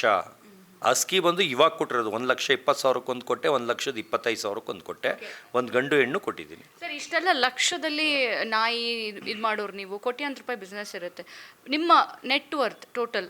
ನಾನು ಅಮೌಂಟ್ ಕೊಡೋಕ್ಕದೇ ಇಲ್ಲ, ನಾನು ನಾಳೆ ಸಾಯಕ್ಕೆ ರೆಡಿ. ಅದರಿಂದ ನಾನು ಆಸ್ತಿ ಮಾಡಿ ಮಕ್ಕಳು ಜಗಳ ಆಡೋ ಥರ ಮಾಡಿಲ್ಲ. ಅಪ್ಪ ಮಾಡಿರೋದು ತಾತನ ಆಸ್ತಿ ಇರೋದೇ ಸಾಕು. ಅದು ಬಾಡಿಗೆಗಳು ತುಂಬ ಬರುತ್ತೆ, ಕಾಂಪ್ಲೆಕ್ಸ್ ಇದೆ, ಮೈಸೂರಲ್ಲಿದೆ, ಹೊಸ ಸೈಟ್ಗಳಿದೆ, ಇಲ್ಲಿ ಮನೆಗಳಿದೆ, ಚಾಮರಾಜಪೇಟೆಯಲ್ಲಿ ಮನೆಗಳಿದೆ, ಅದೆಲ್ಲ ಬಾಡಿಗೆ ಬರುತ್ತೆ. ಆಮೇಲೆ ಓನ್ ಹೌಸ್ಗಳಿದೆ, ಅದು ಸಾಕು. ಅದು ಅಪ್ಪಂದ ತಾತನ ಆಸ್ತಿಗಳು. ನಾನು ಬಂದು ಆಸ್ತಿ ಮಾಡಿದ್ದೀನಿ ಅಂದರೆ ನಾಯೇ. ನಾನು ದುಡ್ದಿದ್ದೆಲ್ಲ ನಾಯಿಗೆ ಹಾಕ್ತೀನಿ, ಬಟ್ಟೆಗೆ ಹಾಕ್ತೀನಿ, ನನ್ನ ಮಗನಿಗೆ ಹಾಕ್ತೀನಿ, ಖರ್ಚು ಮಾಡ್ತೀನಿ. ಅಷ್ಟು ಬಿಟ್ಟು ಇನ್ನೆಲ್ಲೂ ಇಲ್ಲ. ನಾನು ಎಲ್ಲಿ 10 ವರ್ಷ ಆಯಿತು ಕುಡಿಯೋಕ್ಕೆ ತಿನ್ನೋಕ್ಕೆ ದುಡ್ಡು ಕೊಟ್ಟು, ನಾನು ಎಲ್ಲಿ ಹೋದರೂ ಎಲ್ಲ ಫ್ರೀ, ನನಗೂ ಫ್ರೀ, 150ರಿಂದ 350 ಜನಕ್ಕೂ ಫ್ರೀ. ಸೊ ಯಾಕೆ ನೀವು ನೆಕ್ಸ್ಟ್ ಎಲೆಕ್ಷನ್ ಎತ್ಕೋಬಾರ್ದು? ಇಷ್ಟೆಲ್ಲ ನೋಡಿದರೆ ಎಲ್ಲ ಓಡಾಡೋದು ಇಂಟ್ರೆಸ್ಟೇ ಇಲ್ಲ ಅವರೇ. ನನಗೆ ಬೆನ್ನು ನೋವು ನೋಡಿ ಇಷ್ಟಕ್ಕೆ ಸುಸ್ತಾಗ್ತಾಯಿದೆ, ಬೆಳಗ್ಗೆಯಿಂದ ಇಂಟ್ರ್ಯೂ ಕೊಟ್ಟಿದ್ದಕ್ಕೆ ಸುಸ್ತಾಗಿದೆ. ನನಗೇನಂದರೆ ಸುಮ್ಮನೆ ರಾಜ ಥರ ಆರಾಮಾಗಿರಬೇಕು, ತಿನ್ನಬೇಕು, ಮಲಗಬೇಕು, ಫಂಕ್ಷನ್ ಇದ್ದರೆ ಹೋಗಬೇಕು, ತಿರ್ಗಾ ಬಂದು ಬಿತ್ಕೋಬೇಕು. ಆದಷ್ಟು ಮನೇಲಿದ್ದಾಗ ಮಲ್ಗೇ ಇರ್ತೀನಿ. ಓಕೆ ಸರ್, ಇನ್ನೊಂದು ಬಿಗ್ ಬಾಸ್ ಮನೆ ಒಳಗಿದ್ದಾಗ ಒಂದಷ್ಟು ಮಾತುಗಳು ಲೈಕ್ ಕೇಳಿ ಬರ್ತಿತ್ತು. ಏನಂತ ಅಂದರೆ, ಈಗ ನಿಮ್ಮ ಚಂದ್ರಪ್ರಭಾ ಅವರೇ ಹೇಳ್ತಾ ಇದ್ರು ಮೆಡಿಕಲ್ ಸ್ಟೋರೇ ತೊಗೊಂಬಂದಿದ್ದಾರೆ. ಆಮೇಲೆ ಆಚೆ ಬಂದರೂ ಕೂಡ ಸುಮಾರು ಜನರು ನಿಮ್ಮ ಬಗ್ಗೆ ಕೇಳಿದಾಗ ಮೆಡಿಕಲ್ ಸ್ಟೋರೇ ಇರುತ್ತೆ ಅವ್ರದ್ದು, ಒಂದು ಹೇರ್ ಇದಕ್ಕೂ ಒಂದೊಂದು ಕ್ರೀಮ್ ಹಾಕ್ಕೊತಾರೆ ಅಂತೆಲ್ಲ ಲೈಕ್ ರೇಗಿಸ್ತಾ ಇದ್ರು. ಎಂಥ ಟ್ರೀಟ್ಮೆಂಟ್, ಏನು ಕ್ರೀಮ್ಸ್, ಅದೊಂದು ಕ್ಯೂರಿಯಾಸಿಟಿ. ನೀವು ಯಾರು ಕೇಳಿಲ್ಲ ಅನ್ಸುತ್ತೆ, ಬಹುಶಃ ನಾನು ಒಬ್ಬಳೇ ಕೇಳ್ತಿರೋದು. ಅದಕ್ಕೆ ಡೀಟೇಲಾಗಿ ಹೇಳ್ತೀನಿ. ಫೆದರ್ ಟಚ್ ಅಂತ ಕ್ಲಿನಿಕ್ ಇದೆ, ಹೇರ್ದು ಸ್ಕಿನ್ದು ಕ್ಲಿನಿಕ್ ಇದೆ. ಅಲ್ಲಿ ನಾನು ಮಾಯ್ಶ್ಚರೈಸ್ ಕ್ರೀಮ್ ತೊಗೊಂಡಿದ್ದೀನಿ. ಮಾಯ್ಶ್ಚರೈಸ್ ಕ್ರೀಮು ಬಂದು ಮೇಕಪ್ಪ. ಆಮೇಲೆ ಸನ್ಸ್ಕ್ರೀನ್ ಲೋಷನ್ ತೊಗೊಂಡಿದ್ದೀನಿ ವಿಶ್ ಕೇರ್ದು, ಅದು ಮೇಕಪ್ಪ. ಆಮೇಲೆ ವಿಟಮಿನ್ ಸಿದು ಡ್ರಾಪ್ಸ್ ಕೊಟ್ಟಿದ್ದಾರೆ, ಅದು ಮೇಕಪ್ಪ. ಇದೆಲ್ಲ ಏನಂದರೆ ಸ್ಕಿನ್ ಸುಕ್ಕಾಗಬಾರ್ದು, ರಿಂಕಲ್ ಬರಬಾರ್ದು, ಆಮೇಲೆ ಸ್ಮೂತ್ ಕಾಣಬೇಕು ಅಂತ ಇರೋ ಐಟಮ್ಗಳು. ಅವ್ರಿಗೆ ಚಂದ್ರಪ್ರಭಾ ಅವ್ರಿಗೆ ಗೊತ್ತಿಲ್ಲ, ಅದೆಲ್ಲ ಮೇಕಪ್ ಸಾಮಾನು ಅಂತ ಅಂದ್ಕೊಳ್ತಾರೆ. ಮೇಕಪ್ ಅಂದರೆ ಫೌಂಡೇಶನ್ ಕ್ರೀಮು, ಆಳು ಮೂಳು ಏನೇನೋ ಹಚ್ಕೊಳ್ತಾರೆ, ಅದು ಮೇಕಪ್. ಆಮೇಲೆ ಲಿಪ್ ಬಾಂಬ್ ಹಚ್ಕೊಂಡ್ರೆ ಲಿಪ್ಸ್ಟಿಕ್ ಅಂತಾರೆ, ಹೈಡ್ರಾಪ್ಸ್ ಹಾಕ್ಕೊಂಡ್ರೆ ಅದಕ್ಕೇನೋ ಅಂತಾರೆ. ಆಮೇಲೆ ತಲೆಗೆ ಬಂದು ಶ್ಯಾಂಪು, ಡವ್ ಕಂಡೀಷ್ನರು. ಆಮೇಲೆ ತಲೆಗೆ ಬಂದು ಲೋರಿಯಲ್ದು ಸಿರಮ್ ಹಾಕ್ತೀನಿ. ಅದು ಎಲ್ಲಿ ಮೇಕಪ್ ಅಂತ ಆಯಿತು? ಕಣ್ಣಿಗೆ ಹೈಡ್ರಾಪ್ಸು ಇದು. ಆಮೇಲೆ ರಾತ್ರಿ ಹೊತ್ತು ಮಲ್ಕೋಬೇಕಾದ್ರೆ ಕೂದಲು ಉದ್ರೋಗುತ್ತೆ ಅಂತ ಇಲ್ಲಿಗೆ ಡ್ರಾಪ್ಸು, ಇಲ್ಲಿಗೆ ಸ್ಪ್ರೇ, ಆಮೇಲೆ ಇಲ್ಲಿಗೆಲ್ಲ ಹಿಂದುಲೇಖ ಆಯಿಲ್ ಹಾಕ್ತೀನಿ. ಇದರಲ್ಲಿ ಇಷ್ಟು ಐಟಮಲ್ಲಿ ಯಾವುದು ಮೇಕಪ್ ಸಾಮಾನಿದೆ ಹೇಳಿ, ನೀವೇ ಹೇಳಿ. ಮೆಡಿಕಲ್ ಸ್ಟೋರ್ ಅಂದರೆ ಇವಾಗ ಡವ್ ಶ್ಯಾಂಪು ಅಲ್ಲಿ ಇಟ್ಕೊಳ್ತಾ ಇದ್ದಿದ್ದು ನಾನು ಟಾಯ್ಲೆಟ್ ಇದು ಬಚ್ರ ಮನೇಲಿ ಮುಂದೆ ಕೈ ತೊಳೆ ಹತ್ರ ಇಟ್ಕೊಂಡಿದ್ದು ಹೇಳ್ಬಿಡ್ತೀನಿ. ಫೇಸ್ ವಾಶ್, ಫೇಸ್ ಸ್ಕ್ರಬ್ಬು, ಡವ್ ಶ್ಯಾಂಪು, ಡವ್ ಕಂಡೀಷ್ನರು, ಆಮೇಲೆ ಶೇವಿಂಗ್ ಬ್ಲೇಡು, ಆಮೇಲೆ ಲೈಫ್ ಬಾಯ್ ಸೋಪು, ಆಮೇಲೆ ಏನು ಇಟ್ಕೊಂಡಿದ್ದೆ, ಏರ್ ಸಿರಮ್ಮು, ಇಷ್ಟು ಇಟ್ಕೊಂಡಿದ್ದೆ. ಇದರಲ್ಲಿ ಯಾವುದು ಮೆಡಿಕಲ್ ಸ್ಟೋರು, ಯಾವುದು ಮೇಕಪ್ಪು? ಅವ್ರು ಏನಂದರೆ ಕಂಟೆಂಟ್ ಇದು ನಿಂಗೆ ಗೊತ್ತಾಗಲ್ಲ ಅಂತ ನನ್ನ ಬಕ್ರ ಮಾಡಿಕೊಂಡು ಡೇ ಒನ್ನಿಂದನೇ ಚಂದ್ರಪ್ರಭಾ ಅವರು ನನಗೆ ಹೇಳ್ಕೊಟ್ಟಿದ್ದು. ಯಾವ ಥರ ಅಂದರೆ, ಸರ್ ಸುಮ್ಮನೆ ತಲೆ ಚಿಟ್ಟಿಡ್ದಂಗೆ ಆಡ್ತೀನಿ, ಏನು ಸರ್ ಇಷ್ಟೊತ್ತು ರೆಡಿ ಆಗ್ತೀರಾ ಅಂತ ನೀವೇನು ಅನ್ಕೋಬೇಡಿ, ನೀವು ಸುಮ್ಮನೆ ನಗ್ತಾರ್ರಿ, ಎಲ್ಲದಕ್ಕೂ ಹಿಂಗೆ ನಗ್ತಾರ್ರಿ ಅಷ್ಟೇ. ಯಾಕಂದ್ರೆ ನನಗೆ ಅದಕ್ಕೆ ಏನು ಆನ್ಸರ್ ಮಾಡೋಕ್ಕೆ ಗೊತ್ತಿಲ್ಲ, ಅದೇ ಒಂದು ಕಂಟೆಂಟ್ ಆಗುತ್ತೆ ಸರ್, ನನಗೆ ಹುಚ್ಚಿಡ್ದಂಗೆ ಮಾಡ್ತೀನಿ ಅಂತ. ಆದರೆ ಅವರು ನನ್ನ ಜೊತೆ ಅಷ್ಟು ಹೊಂದಾಣಿಕೆ, ಅಷ್ಟು ಅಟ್ಯಾಚ್ಮೆಂಟು, ಅಷ್ಟು ಚೆನ್ನಾಗಿದ್ದರು. ಅವ್ರಿಗೆ ಯಾವತ್ತೂ ಯಾವ ಹುಚ್ಚು ಅವ್ರಿಗೆ ಹಿಡ್ದಿರಲಿಲ್ಲ. ಆದರೆ ಲಾಸ್ಟಲ್ಲಿ ಅದನ್ನೇ ಬೇಳೆ ಬೇಯಿಸ್ಕೊಂಡು ಅವ್ರು ಒಳ್ಳೆಯವ್ರು ಅನ್ಸ್ಕೊಂಡು ನನ್ನ ಕೆಟ್ಟವ್ರಂಗೆ ಮಾಡಿಬಿಟ್ರು. ಅಂದರೆ ಫಸ್ಟ್ ಇದ್ದಿದ್ದು ತಮಾಷೆ, ಲಾಸ್ಟ್ಗೆ ಇಡೀ ಮನೆಗೆ ಅವ್ರು ಒಳ್ಳೆಯವರು ನಾನು ಕೆಟ್ಟೋ ವಿಲನ್ ಥರ ಮಾಡಿಬಿಟ್ರು. ಅವತ್ತು ಸಿಟ್ಟು ಬಂದು ಜೋರು ಜಗಳ ಆಗುತ್ತೆ. ಆಮೇಲೆ 5 ನಿಮಿಷಕ್ಕೆ ನಾವು ಕಾಂಪ್ರೋ ಆಗ್ತೀವಿ. ಆಮೇಲೆ ಇವರೆಲ್ಲ ಬಂದು ನನ್ನ ವಿಲನ್ ಥರ ನೋಡ್ತಾ ಇರ್ತಾರೆ ಅಂತ ಅವತ್ತು ನಿಜ ಹೇಳ್ಬಿಡ್ತೀನಿ, ಇದೆಲ್ಲ ಡ್ರಾಮಾ, ಸುಮ್ಮನೆ 5 ನಿಮಿಷಕ್ಕೆ ಸರಿ ಹೋಗ್ತೀನಿ, ನೀವೆಲ್ಲ ಹೋಗಿ ನೀವ್ಯಾಕೆ ನನ್ನ ಹತ್ರ ಮಾತಾಡ್ತಾಯಿರಿ ಅಂತ ಬೈದು ಕಳಿಸ್ತೀನಿ. ಆಮೇಲೆ ಅವ್ರು ಬರ್ತಾರೆ, 5 ನಿಮಿಷಕ್ಕೆ ಅವ್ರನ್ನ ತಪ್ಕೊಂಡು ಇಲ್ಲೇ ಕಾಲ್ಗೆ ಹೊರ್ಕೊಂಡು ಕೂತ್ಕೊಂಡು ಹರಟೆ ಹೊಡ್ಕೊಂಡಿರ್ತೀವಿ. ರಿಯಲ್ ಜಗಳ ಆದರೆ ಯಾರೂ ಅಷ್ಟು ಬೇಗ ಕಾಂಪ್ರೋ ಆಗೋಕ್ಕಾಗಲ್ಲ. ಸರ್ ನನ್ನ ಪ್ರಶ್ನೆ ಇದು, ಹಾಂ, ಒಂದು ದರ್ಶನ್ ಸರ್ ಸಿನಿಮಾ ನೀವು ಮಾಡ್ತೀರಾ, ಅದನ್ನು ಹೇಳಿದ್ರಿ ಕೂಡ. ಆ ಸಿನಿಮಾದಲ್ಲಿ ಲೈಕ್ ನಿಮ್ಮನ್ನ ತುಂಬಾ ಡಾರ್ಕ್ ಆಗಿ ತೋರಿಸಿದ್ದಾರೆ. ನೀವು ಹೇಳಿದ್ದು ನನ್ನ ಎಂಗೇಜಲ್ಲಿ ತುಂಬಾ ಹ್ಯಾಂಡ್ಸಮ್ ಆಗಿದ್ದೆ, ತುಂಬಾ ಸ್ಟೈಲಿಶ್ ಆಗಿದ್ದೆ ಅಂತ. ಬಟ್ ಅದರಲ್ಲಿ ನೀವು ಟೋಟಲ್ ಡಿಫ್ರೆಂಟ್, ಅಂದರೆ ಟೋಟಲ್ ಆಪೋಸಿಟ್ ದಿಟ್ಟು. ಸೊ ಅದು ಹೆಂಗೆ, ಅದು ಯಾವ ಸಿನಿಮಾ, ನೀವೇನಾ? ಇಲ್ಲ, ನಾನೇನೇ. ಅದು ದರ್ಶನ್ ಮೂವಿ, ಅದು ದರ್ಶನ್ ಸರ್ ಫಸ್ಟ್ ಹೀರೋ, ನಾ ಸೆಕೆಂಡ್ ಹೀರೋ. ನಾನು ಬಂದು ನಂದು ಓನ್ ಕಾಸ್ಟ್ಯೂಮ್ಸ್ ತೊಗೊಂಡೋಗಿರ್ತೀನಿ, ಆಮೇಲೆ ಓನ್ ಕಾರು, ಓನ್ ಪೆಟ್ರೋಲು, ಆ ಥರ ಎಲ್ಲ ನಾನೇ ತೊಗೊಂಡೋಗಿರ್ತೀನಿ. ಅಂದರೆ ಡೇ ಒನ್ನಿಂದನೇ ನನಗೆ ಅಲ್ಲಿ ಬೆಳೆಯೋಕ್ಕೆ ಬಿಡ್ತಾ ಇರಲ್ಲ. ಅಲ್ಲೂ ಸೇಮ್ ಪ್ರಾಬ್ಲಮ್ಮು. ಅಂದರೆ ಹೀರೋಗಿಂತ ಇವ್ರು ಡಲ್ ಕಾಣಬೇಕು ಅಂತ ನಾನು ಬಟ್ಟೆ ಹಾಕೊಳ್ಳೋದನ್ನ ಬಿಚ್ಚಿಸ್ತಾ ಇರ್ತಾರೆ, ಅವ್ರು ಬಾಡಿಗೆಗೆ ತಂದಿರೋದನ್ನೇ ಹಾಕೊಂಡು ಫೋರ್ಸ್ ಮಾಡ್ತಾ ಇರ್ತಾರೆ. ಸ್ಟೈಲ್ ಮಾಡಿದ್ರೆ ಸರಿ ಇಲ್ಲ ಅಂದ್ಬಿಟ್ಟು ಚೆನ್ನಾಗಿಲ್ದಿರೋ ಡ್ರೆಸ್ ಹಾಕ್ಸ್ತಾ ಇರ್ತಾರೆ. ಇದೆಲ್ಲ ನನಗೆ ಬೇಜಾರಾಗ್ತಾ ಇರುತ್ತೆ. ಅವ್ರೇನು ಮಾಡ್ತಾರೆ, ಮೇಕಪ್ ವಿಷಯದಲ್ಲಿ ದರ್ಶನ್ ಸರ್ನ ಚೆನ್ನಾಗಿ ಕಾಣಂಗೆ, ನನ್ನನ್ನು ಡಲ್ ಮಾಡೋಂಗೆ, ಬ್ಲ್ಯಾಕ್ ಕಲರು, ಅಂದರೆ ಯಾವ ಲೆಕ್ಕಕ್ಕೆ ಅಂದರೆ ನನ್ನ ಮುಖ ತೊಳೆದ್ಬಿಟ್ರು ಅದಕ್ಕಿಂತ ಬೆಳ್ಳಗಿರ್ತೀನಿ. ಇವರೇನು ಮಾಡೋದು, ಕರ್ರಗೆ ಮಾಡೋದು, ಆಮೇಲೆ ಆಯಿಲ್ ಫೇಸ್ ಮಾಡೋದು, ನನ್ನ ಡಲ್ ಮಾಡೋದು, ನನ್ನ ಮೂಡ್ ಆಫ್ ಮಾಡೋದು, ಆ ಥರ ಮಾಡ್ತಿರ್ತಾರೆ. ಅಲ್ಲಿ ನನಗೆ ಒಂದು ಏನು ಗ್ಲೋನೆಸ್ಸೇ ಬರ್ತಾ ಇರಲ್ಲ. ಅಂದರೆ ಅವಾಗ ಇದಕ್ಕಿಂತ ಬೆಳ್ಳಗಿದೆ, ಇನ್ನೂ ಸ್ಕಿನ್ ಇನ್ನೂ ಕ್ವಾಲಿಟಿ ಚೆನ್ನಾಗಿರೋದು. ಎಲ್ಲ ಹೀರೋಯಿನ್ ಅಮ್ಮಂದ್ರೆಲ್ಲ ಕೆನ್ನೆ ಹಾಕಿ ಗಿಂಡವ್ರು ಆ ಲೆವೆಲ್ಗಿದೆ. ಈಗ ನಮ್ಮ ಮಗನ ಸ್ಕಿನ್ ಏನಿದೆ ಅದಕ್ಕಿಂತ ಸ್ಕಿನ್ ಚೆನ್ನಾಗಿತ್ತು. ಆ ಲೆವೆಲ್ ಇರೋನ್ನ ಹಂಗೆ ಕಪ್ಪಗೆ ಮಾಡಿ ಇದು ಮಾಡೋರು. ನಾನು ಒಂದು ದಿವಸ ಅಲ್ಲಿ ಜಗಳ ಆಗುತ್ತೆ, ಸರ್ ನನ್ನ ಮುಖ ತೊಳೆದ್ಬಿಟ್ರೆ ಇದಕ್ಕಿಂತ ಬೆಳ್ಳಗಿರ್ತೀನಿ, ಯಾಕೆ ಸರ್ ಹಿಂಗೆ ಮಾಡ್ತಾಯಿದ್ದೀರಾ, ಯಾಕಂದ್ರೆ ನಾನು ಸೆಕೆಂಡ್ ಹೀರೋ, ನಾನು ಬೆಳಿಬೇಕು ಅಂತ. ಅಲ್ಲಿ ನನಗೆ ಎಲ್ಲರನ್ನೂ ಕರೀತಾರೆ, ಕರೆದ್ಬಿಟ್ಟು ಏಯ್ ನೋಡೋ ಏನಾಗಿದೆ, ಏನೋ ನೋಡೋ ಚೆನ್ನಾಗಿಲ್ವೇನೋ, ಮೇಕಪ್ ಚೆನ್ನಾಗಿಲ್ವೇನೋ ಅಂತಾರೆ. ಬರೋರೆಲ್ಲ ಏನೋ ಸೂಪರು ಅಂತಾರೆ ಎಲ್ಲ, ಯಾಕಂದರೆ ಅವ್ರ ಕಡೆಯವರು. ನನಗೆ ಹಂಗಾರೆ ಮಿರರಲ್ಲಿ ಕಾಣ್ತಾ ಇರೋದೇನು ವೇಸ್ಟಾ ಅಂತ, ಅಂದರೆ ಅಳು ಬಂದುಬಿಡುತ್ತೆ. ಫುಲ್ ಹತ್ಬಿಡ್ತೀನಿ ರೂಮಲ್ಲಿ. ಆಮೇಲೆ ಎಲ್ಲರೂ ಬಂದು ಸಮಾಧಾನ ಮಾಡಿಬಿಟ್ಟು ನಾನು ಫುಲ್ ಮೂವಿಲಿ ಇರ್ತೀನಿ. ಆ ಮೂವಿಲಿ ಸ್ಟಾರ್ಟಿಂಗಿಂದ ಎಂಡಿಂಗ್ವರೆಗೂ ಇರ್ತೀನಿ. ಏನು ಮಾಡ್ತಾರೆ, ಇಂಟರ್ವಲ್ ಹನಿಮೂನ್ಗೆ ಹೋಗೋ ಟೈಮಲ್ಲಿ ಏರೋಪ್ಲೇನ್ ಬ್ಲಾಸ್ಟ್ ಆದಂಗೆ ಮಾಡಿಬಿಟ್ಟು ಸಾಯಿಸ್ಬಿಡ್ತಾರೆ, ಮನೆ ಕಳಿಸ್ಬಿಡ್ತಾರೆ. ಅವತ್ತೇ ಡಿಸೈಡ್ ಮಾಡ್ತೀನಿ, ಇಲ್ಲಿ ಎಷ್ಟೇ ನಿಯತ್ತು, ಎಷ್ಟೇ ಹೆಸರು ತೊಗೊಳಕ್ಕೆ ಹೋದರೂ ಇಲ್ಲಿ ಬದುಕೋಕ್ಕಾಗಲ್ಲ ಅಂತ. ನಾನು ಯಾವ ಥರ ನಿಯತ್ತು ತೋರಿಸ್ತಾ ಇದ್ದೆ ಅಂದರೆ, 4 ಪಿಕ್ಚರಲ್ಲೂ ಏನು ನನಗೆ ಪೇಮೆಂಟ್ ಬರ್ತಿತ್ತು, ಆಗಿನ ಕಾಲದಲ್ಲಿ ಏನು ಕೊಡ್ತಾಯಿದ್ರು ಅದನ್ನೆಲ್ಲ ಬರ್ತಾ ಕೆಲಸದವ್ರಿಗೆ ಹಂಚ್ಬಿಟ್ಟು ಬರ್ತಿದ್ದೆ, ಅಲ್ಲಿರೋ ವರ್ಕರ್ಸ್ಗೆ ಹಂಚಿ ಬರ್ತಿದ್ದೆ. ಡೈಲಿ 25 ಹಸಿ ಚಿಕನ್, 25 kg ಹಸಿ ಚಿಕನ್ ತೊಗೊಂಡೋಗ್ಬಿಟ್ಟು ಅಡುಗೆಯವ್ರಿಗೆ ಕೊಟ್ಬಿಟ್ಟು ಎಲ್ಲರಿಗೂ ಬಡಿಸು, ನಂಗೆ ಸ್ವಲ್ಪ ಜಾಸ್ತಿ ಬಡಿಸು ಅಂತಿದ್ದೆ. ಯಾಕಂದ್ರೆ ನಂಗೆ ದಿನ ಅವಾಗಿಂದನೂ ನಾನ್ ವೆಜ್ ಬೇಕೇ ಬೇಕು. ಅಲ್ಲೇನಂದರೆ ವಾರಕ್ಕೊಂದ್ಸಲಿ 2-3 ಪೀಸ್ ಹಾಕೋರು, ನಮ್ಗೆ ಯಾವ ಹೊಟ್ಟೆಗೂ ಸಾಲ್ತಾ ಇರಲಿಲ್ಲ. ನಾನು ಡಿಮ್ಯಾಂಡ್ ಮಾಡಿದ್ರೆ ಇವ್ನು ಹೊಸಬ ಏನು ಅವರೇ ಕೇಳಲ್ಲ, ಇವ್ನು ಕೇಳ್ತಾನಲ್ಲ ಅಂತ ಅವರೆಲ್ಲ ಅದಕ್ಕೆ ಅಡ್ಜಸ್ಟ್ ಆಗ್ಬಿಟ್ಟಿದ್ರು. ನಾನು ಅದಕ್ಕೆ ಏನಾರು ಅನ್ಕೊತಾರೆ ಅಂತ ನಾನೇ ಬೆಳಗ್ಗೆ ಎದ್ದು ಬೇಕಪ್ಪ ಆಗ್ತಿದ್ದಂಗೆ ಹೋಗ್ಬಿಟ್ಟು ಎತ್ಕೊಬಂದು 25 kg ಚಿಕನ್ ಕೊಟ್ಬಿಡ್ತಿದ್ದೆ ಎಲ್ಲರಿಗೂ ಹಾಕ್ಕೊಂಡ್ಬಿಟ್ಟು. ಹಂಗೆಲ್ಲ ನೋಡಿಕೊಂಡ್ರು ನನ್ನ ತುಳಿತಾ ಇದ್ರಲ್ಲ, ನಂಗೆ ಅಳು ಬಂದ್ಬಿಡ್ತು. ಆಮೇಲಿಂದ ನಾನು ಆಚೆ ಬರ್ತಿದ್ದಂಗೆ ಡಿಸೈಡ್ ಮಾಡಿದೆ, ಇನ್ನು ನೆಕ್ಸ್ಟ್ ಪಿಕ್ಚರ್ ಇನ್ನು ಯಾವ್ದು ಬಂದರೂ ಮಾಡಬಾರ್ದು. ಯಾಕಂದರೆ ಇಲ್ಲಿ ಬೆಳೆಯೋಕ್ಕೆ ಬಿಡಲ್ಲ ಅಂದರೆ ನನ್ನ ಲೈಫ್ ಯಾಕೆ ಹಾಳು ಮಾಡ್ಕೊಳ್ಳೋಣ. ಇಲ್ಲಿ ನಾನು ದುಡ್ಡು ಆಸೆ ಬಿದ್ದು ಹೋಗಿಲ್ಲ. ನನಗೇನೋ ಶೋಕಿ ಇತ್ತು, ಅವರಾಗೋರೆ ಕರೆದ್ರು, ಎಲ್ಲರೂ ಅವ್ರು ಟ್ರೈ ಮಾಡ್ತಾರೆ, ಇದನ್ನು ಅವರಾಗೋರೆ ನನಗೆ ಆಫರ್ ಬಂದಿದ್ದು, ಅದಕ್ಕೆ ಮಾಡಿದೆ. ಆಮೇಲೆ ಸವಾಸನೆ ಬೇಡ ಅಂತ ಬಿಟ್ಟೆ. ಓಕೆ ಸರಿ, ನೀವು ಕಂಡಂತೆ ದರ್ಶನ್ ಅವ್ರು, ನೀವು ಆವಾಗಲೇ ಅವ್ರ ಜೊತೆಗೆ ಸಿನಿಮಾ ಮಾಡಿದ್ರಿ. ಸೊ ಸೆಟ್ಟಲ್ಲಿ ಹೇಗಿರ್ತಿದ್ರು ಆ್ಯಂಡ್ ಅಟ್ ಪ್ರೆಸೆಂಟ್ ಇವಾಗ ಅವ್ರ ಪಾಪ ಅವ್ರ ಸಿಚುವೇಶನ್ ಏನಾಗಿದೆ ಅನ್ನೋದು ಗೊತ್ತು. ನೀವು ಕಂಡಂತೆ ದರ್ಶನ್ ಅವರು ಹೇಗೆ, ಅವರ ವ್ಯಕ್ತಿತ್ವ ಹೇಗೆ?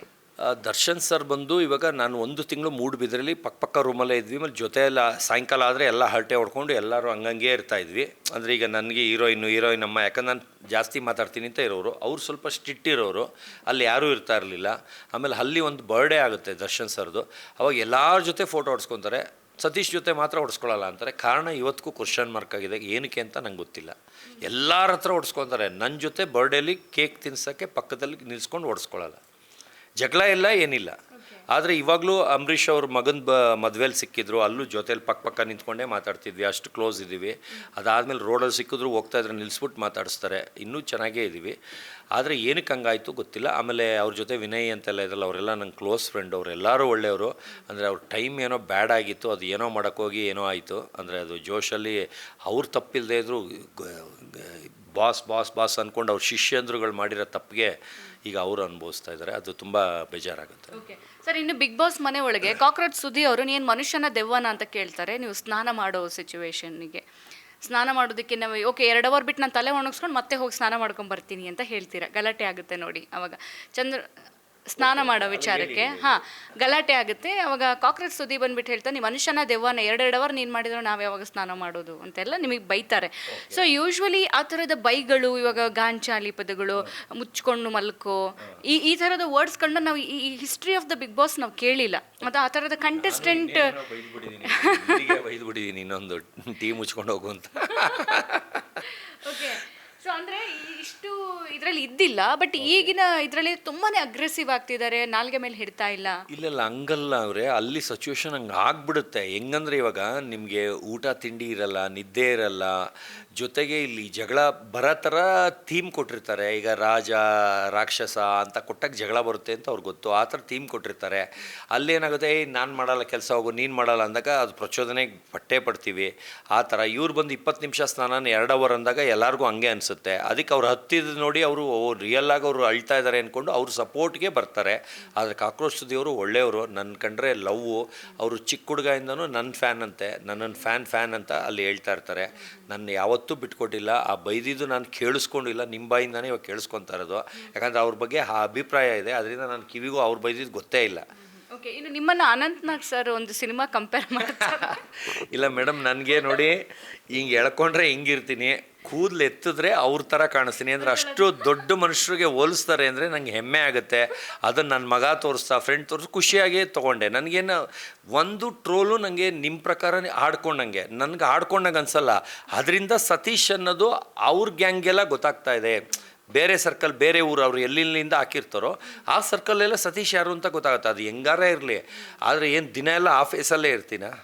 ಈಗ ಅದು ತಲೆಗೆ ಎಣ್ಣೆ ಹಾಕ್ಕೋಬೇಕಾದ್ರೆ ತಲೆಗೆ ಹಿಂದೆ ಬಾಚಿರೋದು, ನಾನು ತಲೆಗೆ ಎಣ್ಣೆ ಹಾಕ್ಕೊಂಡು ಆಮೇಲೆ ಹಳೆ ಬಟ್ಟೆ ಹಾಕ್ತಾರೆ. ರಾತ್ರಿ ನೋಡ್ಕೊಂಡು ನನಗೇನು, ಈಗ ನಾನೀಗ ಹಣೆ ಮೇಲೆ ಎಣ್ಣೆ ಹಾಕ್ಕೊಂಡು ಬಿಟ್ಟರೆ ಇಲ್ಲಿ ಜಿಜ್ಜಿಟ್ ಫೀಲ್ ಆಗುತ್ತೆ ಹಣೆ. ಅದಕ್ಕೆ ಎಣ್ಣೆ ಹಚ್ಚಿದಾಗ ಹಿಂದೆ ಬಾಚಿಬಿಡ್ತೀನಿ, ಫುಲ್ ಹಿಂದೆ. ಅವಾಗ ಹಂಗೆ ಅನಂತ್ನಾಗ್ ಸರ್ರನ್ನೇ ಕಾಣ್ತೀನಿ ಅಂತ ಎಷ್ಟೋ ಜನ ಹೇಳಿದ್ದಾರೆ. ನನಗೆ ಖುಷಿ ಆಗುತ್ತೆ. ಏನು ಅನಂತ್ನಾಗೇನು ಕೆಟ್ಟವ್ರ, ಒಳ್ಳೆಯವರಲ್ವಾ? ಅದರಲ್ಲಿ ಏನು ಕೆಟ್ಟದ್ದು? ದೆವ್ವದು ಇರಲಿ ಬಿಡಿ, ಏನಾಗುತ್ತೆ? ಅವ್ರಿಗೆ ಕಂಪೇರ್ ಮಾಡಿದ್ರು ಒಂದು ಆ್ಯಕ್ಟ್ರಿಗೆ ತಾನೇ ಕಂಪೇರ್ ಮಾಡಿದ್ದಾರೆ. ನಾನು ಆ ಥರ ಕೂಲಾಗಿ ತೊಗೊಳ್ತೀನಿ. ನನಗೆ ಒಂದೂ ನೀವು ಹೇಳೋದು, ನಗ್ತಾ ಇರೋದು, ಆಡ್ಕೊಳ್ತಾ ಇರೋದು ನಂಗೆ ಅನಿಸೇ ಇಲ್ಲ.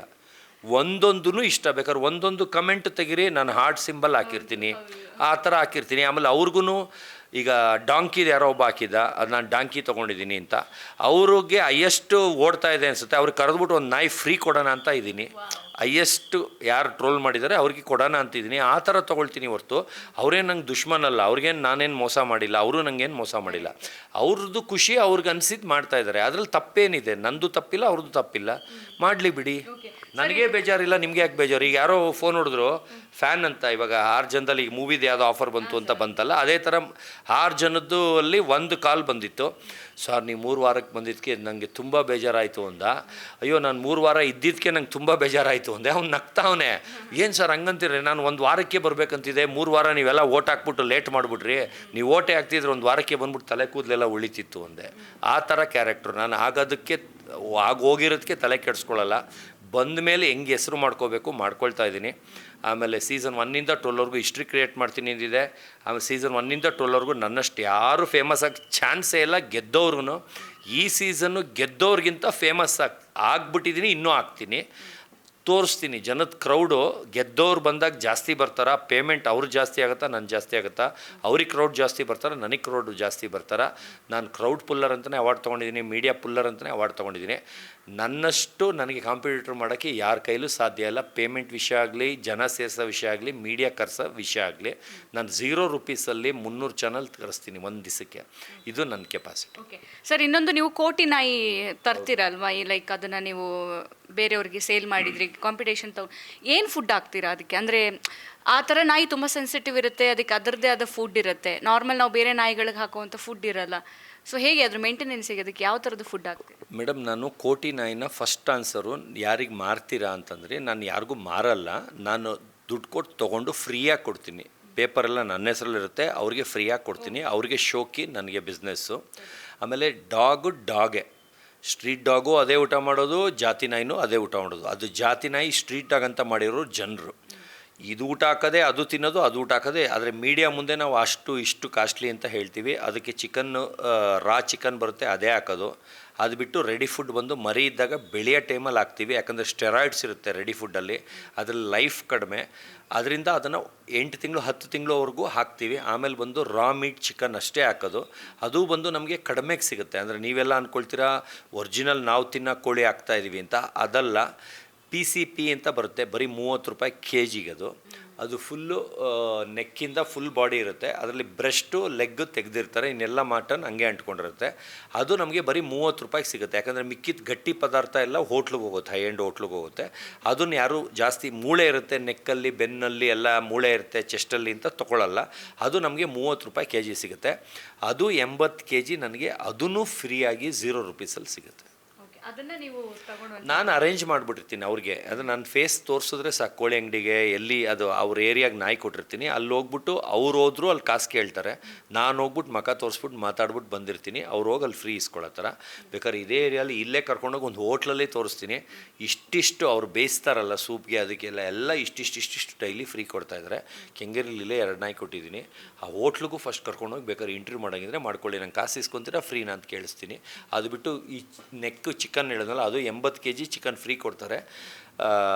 ಬನಶಂಕರಿಲಿ ಮಿನಿ ಝೂ ಹತ್ರ ಕೆಳಗಡೆ ಹೋದರೆ ಲೋಕೇಶ್ ಚಿಕನ್ ಅಂತ ಒಂದು ಮಟನ್ ಅಂಗಡಿ ಪಕ್ಕ ಇದೆ, ಅಲ್ಲಿ ಹೋಗ್ಬಿಟ್ಟು ಕೇಳಿ ಸತೀಶ್ ಹತ್ರ ಕಾಸು ಇಸ್ಕೊಳ್ತೀರಂತ. 80 ಕೆಜಿ ಚಿಕನ್ದು ವೇಸ್ಟು ಅದನ್ನು ಫ್ರೀ ಕೊಡ್ತಾರೆ.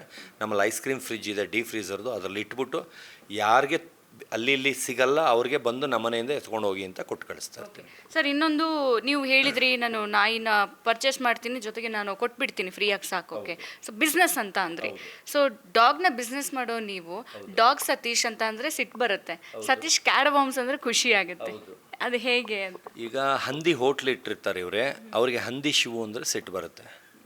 ಅರ್ಥ ಆಗ್ತಿದೆಯಾ ನಿಮಗೆ? ಆ ಥರ ಅದು ವೃತ್ತಿನ ಹೆಸರಲ್ಲಿ ಕೀಳಾಗಿ ಮಾತಾಡೋದು, ಅದು ದಾಟಿ ಬೇರೆ ಇರುತ್ತೆ. ಡಾಗ್ ಬ್ರೀಡರ್ ಸತೀಶ್ ಅಂದರೆ ಒಂದು ಗೌರವಾರ್ಥವಾಗಿ ಇರುತ್ತೆ. ನಾಯಿ ಸತೀಶ ಅಂದರೆ ನಾಯಿ ನನ್ನ ಮಗ ಅಂತ ಬೈದಂಗಿರುತ್ತೆ. ಆದ್ದರಿಂದ ಅವ್ರು ಹೇಳೋರೆಲ್ಲ ನನ್ನ ದುಶ್ಮನ್ಗಳು. ಡಾಗ್ ಅಂತ ಯೂಸ್ ಮಾಡೋರೆಲ್ಲ ನನ್ನ ದುಶ್ಮನ್ ಚಾನಲ್ಸು, ದುಶ್ಮನ್ನವರು. ನನಗೆ ಆ ವರ್ಡು ಇಷ್ಟ ಇಲ್ಲ. ಅದೇ ಡಾಗ್ ಬ್ರೀಡರ್ ಸತೀಶ್ ಅನ್ನಿ ಖುಷಿಯಾಗಿ ಸ್ವೀಕರಿಸ್ತೀನಿ, ಇಲ್ಲ ಸತೀಶ್ ಅನ್ನಿ ಖುಷಿಯಾಗಿ ಸ್ವೀಕರಿಸ್ತೀನಿ. ಕ್ಯಾಡಬಾಂಬ್ಸ್ ಸತೀಶ್ ಅನ್ನಿ, ಇಲ್ಲ ಸತೀಶ್ ಕ್ಯಾಡಬಾಂಬ್ಸ್ ಅನ್ನಿ. ಯಾಕಂದರೆ ವರ್ಡಲ್ಲಿ ಗೂಗಲ್ ಮಾಡೋದು ಸತೀಶ್ ಕ್ಯಾಡಬಾಂಬ್ಸ್ ಅಂದರೆ ಬರೋದು. ಆದರೆ ಯಾರೋ ಒಂದು ಚಾನಲ್ಲು ನಂಗೆ ಆಗದೇ ಇರೋರು ಹಂಗೆ ಸೇರಿಸಿದ್ಕೆ, ನನಗೆ ಆಗದೇ ಇರೋರು ಮಾತ್ರ ಹಂಗೆ ಮಾತಾಡ್ತಾರೆ. ಅದರಿಂದ ನಾನು ಅದನ್ನು ಅಲ್ಲಿಗೆ ಕಟ್ ಮಾಡಬೇಕು ಅಂತ. ಆದರೆ ನನಗೆ ಅದು ಇಷ್ಟ ಇಲ್ಲ ಅಂತಲ್ಲ, ನಾನು ಡಾಗ್ ಬ್ರೀಡರೇ. ಆದರೆ ಡಾಗ್ ಬ್ರೀಡರ್ ಸತೀಶ್ ಅನ್ನೋದಕ್ಕೂ ಬರೀ ನಾಯಿ ಸತೀಶ ಅನ್ನೋದಕ್ಕೂ ಡಿಫ್ರೆನ್ಸ್ ಇದೆ. ಅದರಿಂದ ಸಿಟ್ಟು ಬರುತ್ತೆ. ಓಕೆ ಸರ್, ಇನ್ನು ನೀವು ಕನ್ಸ್ಯೂಮ್ ಮಾಡುವಂಥ ಫುಡ್ ಯಾವ ಥರ ಇರುತ್ತೆ? ಯಾಕಂದರೆ ನೀವು ತುಂಬಾ ಸ್ಕಿನ್ ಕೇರ್ ಹೇರ್ ಕೇರ್ ಅಂತ ಹೋಗೋರು ಅಂಥ ಇಂಥ ಫುಡ್ ಅಂತೂ ತಿನ್ನಲ್ಲ. ಸೊ ಯಾವ ಥರ ಫುಡ್ ನೀವು ತಿನ್ನೋದು? ಮೇಡಮ್ ನಾನು ಹೈಜಿನಿಕ್ ಆಗಲಿ ಅವೆಲ್ಲ ಇಲ್ಲ. ನಾನು ಫುಟ್ಪಾತಲ್ಲಿ ತಿನ್ನೋಕ್ಕೂ ರೆಡಿ, ಕಸ ತಿನ್ನೋಕ್ಕೂ ರೆಡಿ, ರಾಗಿ ಅಂಬ್ಲಿಯಿಂದ ಮುದ್ದೆಯಿಂದ ಹಿಡಿದು ಎಲ್ಲ ತಿನ್ನೋಕ್ಕೂ ರೆಡಿ. ಮನೇಲಿ ಕೆಂಪಕ್ಕಿನೂ ತಿಂತೀನಿ, ರಾಗಿ ಅಂಬ್ಲಿನೂ ತಿಂತೀನಿ, ರಾಗಿ ಮುದ್ದೆನೂ ತಿಂತೀನಿ. ಆದರೆ ಅದ್ರ ತಕ್ಕನಂಗೆ ನಾನ್ ವೆಜ್ ಇರಲೇಬೇಕು. 1 kg ಮಟನ್ನು, 1/4 kg ಚರ್ಬಿ ಒಂದು ದಿವಸಕ್ಕೆ ತಿಂತೀನಿ. ಅದು ಓಸಿ ಪಾರ್ಟಿಲಿ. ಮನೇಲಿ ಅಷ್ಟು ತಿಂದರೆ ಬಾರಿಸ್ತಾರೆ.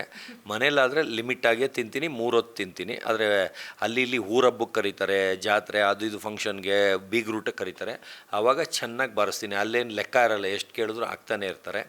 ಆ ಥರದ್ರಲ್ಲಿ 1 kgವರೆಗೂ ತಿಂತೀನಿ. ಅದ್ರ ಮನೇಲಿ 1 kg ನಮ್ಮಮ್ಮ ಬಡಿಸು ಅಂದರೂ ಬಡಿಸಲ್ಲ, ಉಗಿದು ಓಡಿಸ್ತಾರೆ. ಕೈಮ ಕೊಟ್ಟರು ಒಂದು 7-8 ಉಂಡೆ ಕೊಡ್ತಾರೆ ಅಷ್ಟೇ. ತಿರ್ಗಾ ಮಧ್ಯಾಹ್ನಕ್ಕೆ ತಿರ್ಗಾ 7-8 ಉಂಡೆ ಕೊಡ್ತಾರೆ, ತಿರ್ಗಾ ಆ ಥರ. ಆದರೆ ಒಂದೇ ಟೈಮ್ ನಾನು 20 ಉಂಡೆ ಹಾಕ್ಕೊಂಡ್ರೆ ಕೊಡೋದಿಲ್ಲ. ಅದರಿಂದ ಮನೇಲಿದ್ದರೆ ಲಿಮಿಟಾಗಿ ತಿಂತೀನಿ. ಆದರೆ ಟೋಟಲಾಗಿ 1 kg ಒಂದು ದಿವಸಕ್ಕೆ ತಿಂದಿರ್ತೀನಿ. ಆಮೇಲೆ ಚರ್ಬಿ ಬಂದು ಎಲ್ಲ ತಿನ್ನೋದಕ್ಕೆ ಒದ್ದಾಡ್ತಾರೆ, ಫಿಗರ್ ಮೇಂಟೇನು ಹಾಳಾಗ್ಬಿಡುತ್ತೆ, ಹಾರ್ಟ್ ಅಟ್ಯಾಕ್ ಆಗ್ಬಿಡುತ್ತೆ ಅಂತ. ನಾನು ಇರೋ ಚರ್ಬಿನೆಲ್ಲ ನಾನೊಬ್ಬನೇ ಎಕ್ಸ್ಟ್ರಾ ಹಾಕ್ಸ್ಕೊಂಡು ಬಂದಿರ್ತೀನಿ. ಅದ್ರ ಮೇಲಿರೋದೆಲ್ಲ ಎತ್ಕೊಂಡು ನಾನು ಒಬ್ಬನೇ ತಿಂತೀನಿ. ಅದ್ರಲ್ಲಿ ನಮ್ಮ ತಂದೆಗೆ 1-2 ಪೀಸ್ ಇಡ್ತೀನಿ, ಅವ್ರಿಗೂ ಇಷ್ಟ. ಅವರು ಈ ಏಜಲ್ಲೂ ಅವರು ಚರ್ಬಿ ತಿಂತಾರೆ. ಆಮೇಲೆ ನಾನು ವಾಕಿಂಗ್ ಹೋಗಲ್ಲ, ಜಿಮ್ಗೆ ಹೋಗಲ್ಲ. ಅಂದರೆ ಬೇರೆಯವ್ರು ಬಂದು ಅಷ್ಟು ತಿಂದಮೇಲೆ ಅದನ್ನು ಕರಗಿಸ್ಕೊಳ್ಳೋಕ್ಕೋಸ್ಕರ ಎಕ್ಸಸೈಸ್ ಮಾಡೋದು, ಫಿಟ್ನೆಸ್ಸು ಅದು ಇದು ಅಂತಾರೆ. ನಾನು ಇವತ್ತವರೆಗೂ ಯಾವ ಜಿಮ್ಗೂ ಹೋಗಿಲ್ಲ, ಏನಿಲ್ಲ. ಬಿಗ್ ಬಾಸ್ ಸೆಲೆಕ್ಟ್ ಆದಾಗ 1 ವಾರ ಹಿಂದೆ ಒಂದು ದಿವಸ ವಾಕಿಂಗ್ ಹೋದೆ. ರೋಡಲ್ಲಿರೋರೆಲ್ಲ ಸತೀಶ್ ಸರ್ ನೀವೆಲ್ಲಿ ಇಲ್ಲಿ ಅಂದರು. ಅವ್ರು ಕೇಳಿದ್ರು ಅಂತ ವಾಪಸ್ ಬಂದುಬಿಟ್ಟೆ. ಅಂದರೆ ಜನ ನೋಡ್ತಾರೆ ಅಂತ. ಅದೇ ಫಸ್ಟ್ ಆ್ಯಂಡ್ ಲಾಸ್ಟ್ ತಿರ್ಗ. ಆಮೇಲೆ ಮನೇಲೇ ಮೆಟ್ಲತ್ತಿ ಇಳಿದೆ ಒಂದು ದಿವಸ, ಅದು ಫಸ್ಟ್ ಆ್ಯಂಡ್ ಲಾಸ್ಟು. ಆದರೆ ನಾನು ಸೋಂಬೇರಿ ಜಾಸ್ತಿ. ಪಾರ್ಟಿ ಹೋಗ್ತಾ ಇರ್ತೀನಿ, ಅಂದರೆ ಪಬ್ ಓಪನಿಂಗು ಅದು ಇದು ಎಲ್ಲ. ಅಲ್ಲಿ ಹೋದಾಗಲೇ ಎಲ್ಲ ಆಗಿಬಿಡುತ್ತೆ. ನಾನು 10 ವರ್ಷ ಆಯಿತು ದುಡ್ಡು ಕೊಟ್ಟು ತಿಂದು ಕುಡಿದು. ಅಂದರೆ ಎಲ್ಲ ನನಗೆ ಹೊರಗಡೆನೇ ಆಗಿಬಿಡುತ್ತೆ, ಎಲ್ಲ ಫ್ರೀಯಾಗಿ. ಅಂದರೆ ಬೇರೆಯವರೆಲ್ಲ ಅಂದರೆ ಫಂಕ್ಷನ್ಗಳಿಗೆ ಅಷ್ಟು ಕರೀತಾರೆ, ವಾರಕ್ಕೆ 12 ಫಂಕ್ಷನ್ ಕರೀತಾರೆ, ಅಲ್ಲೇ ಆಗಿಬಿಟ್ಟಿರುತ್ತೆ. ಅದು ಬಿಟ್ಟು ಇಲ್ಲದೇ ಇರೋ ದಿವಸ ಮನೇಲಿ ನಾನ್ ವೆಜ್ಜು ಭಾನುವಾರ ಮಾಡಿಸಿದ್ದು ಸೋಮವಾರದವರೆಗೂ ಇರುತ್ತೆ, ಉಳ್ಕೊಂಡಿರುತ್ತೆ. ಸೋಮವಾರನೂ ತಿಂತೀನಿ. ನಾನು 365 ದಿವಸನೂ ತಿಂತೀನಿ, ಇನ್ಕ್ಲೂಡ್ ಗೌಡಿ ಗಣೇಶ ಹಬ್ಬ ಇದ್ರೂ ತಿಂತೀನಿ. ನಾನು ಅವೆಲ್ಲ ಇಲ್ಲ. ಧರ್ಮಸ್ಥಳಕ್ಕೆ ಹೋದಾಗ್ಲೂ ಅಲ್ಲಿ ಎಲ್ಲ ನೀವು ಒಳಗೋಗಿ ಅಂದ್ಬಿಟ್ಟು ನಾನು ಕಾರಲ್ಲಿ ಕುತ್ಕೊಂಡು ಬಿರಿಯಾನಿ ತಿಂದಿದ್ದೀನಿ. ಆ ಥರ ನನಗೆ ಎಲ್ಲೋದ್ರೂ ನಾನ್ ವೆಜ್ ಬೇಕು, ಅಷ್ಟು ಹುಚ್ಚು. ತಿರ್ಗಾ ಬುಧವಾರ ಮಾಡಿಸಿದ್ರೆ ಗುರುವಾರ ಇರುತ್ತೆ. ತಿರ್ಗಾ ಶನಿವಾರ ಹೆಂಗೋ ಅಲ್ಲಿ ಇಲ್ಲಿ ಪಾರ್ಟಿ, ಫ್ರೈಡೇ ಸಾಟರ್ಡೆ ನಂಗೆ ಕರೀತಾ ಇರ್ತಾರೆ, ಅಲ್ಲಿ ಮುಗಿಯುತ್ತೆ. ತಿರ್ಗಾ ಸಂಡೇ ಮಾಡಿಸಿದ್ರೆ ಅದು ಮಂಡೇವರೆಗೂ. ಆ ಥರ ನಾನ್ ವೆಜ್ ಆಲ್ಮೋಸ್ಟ್ ಇದ್ದೇ ಇರುತ್ತೆ.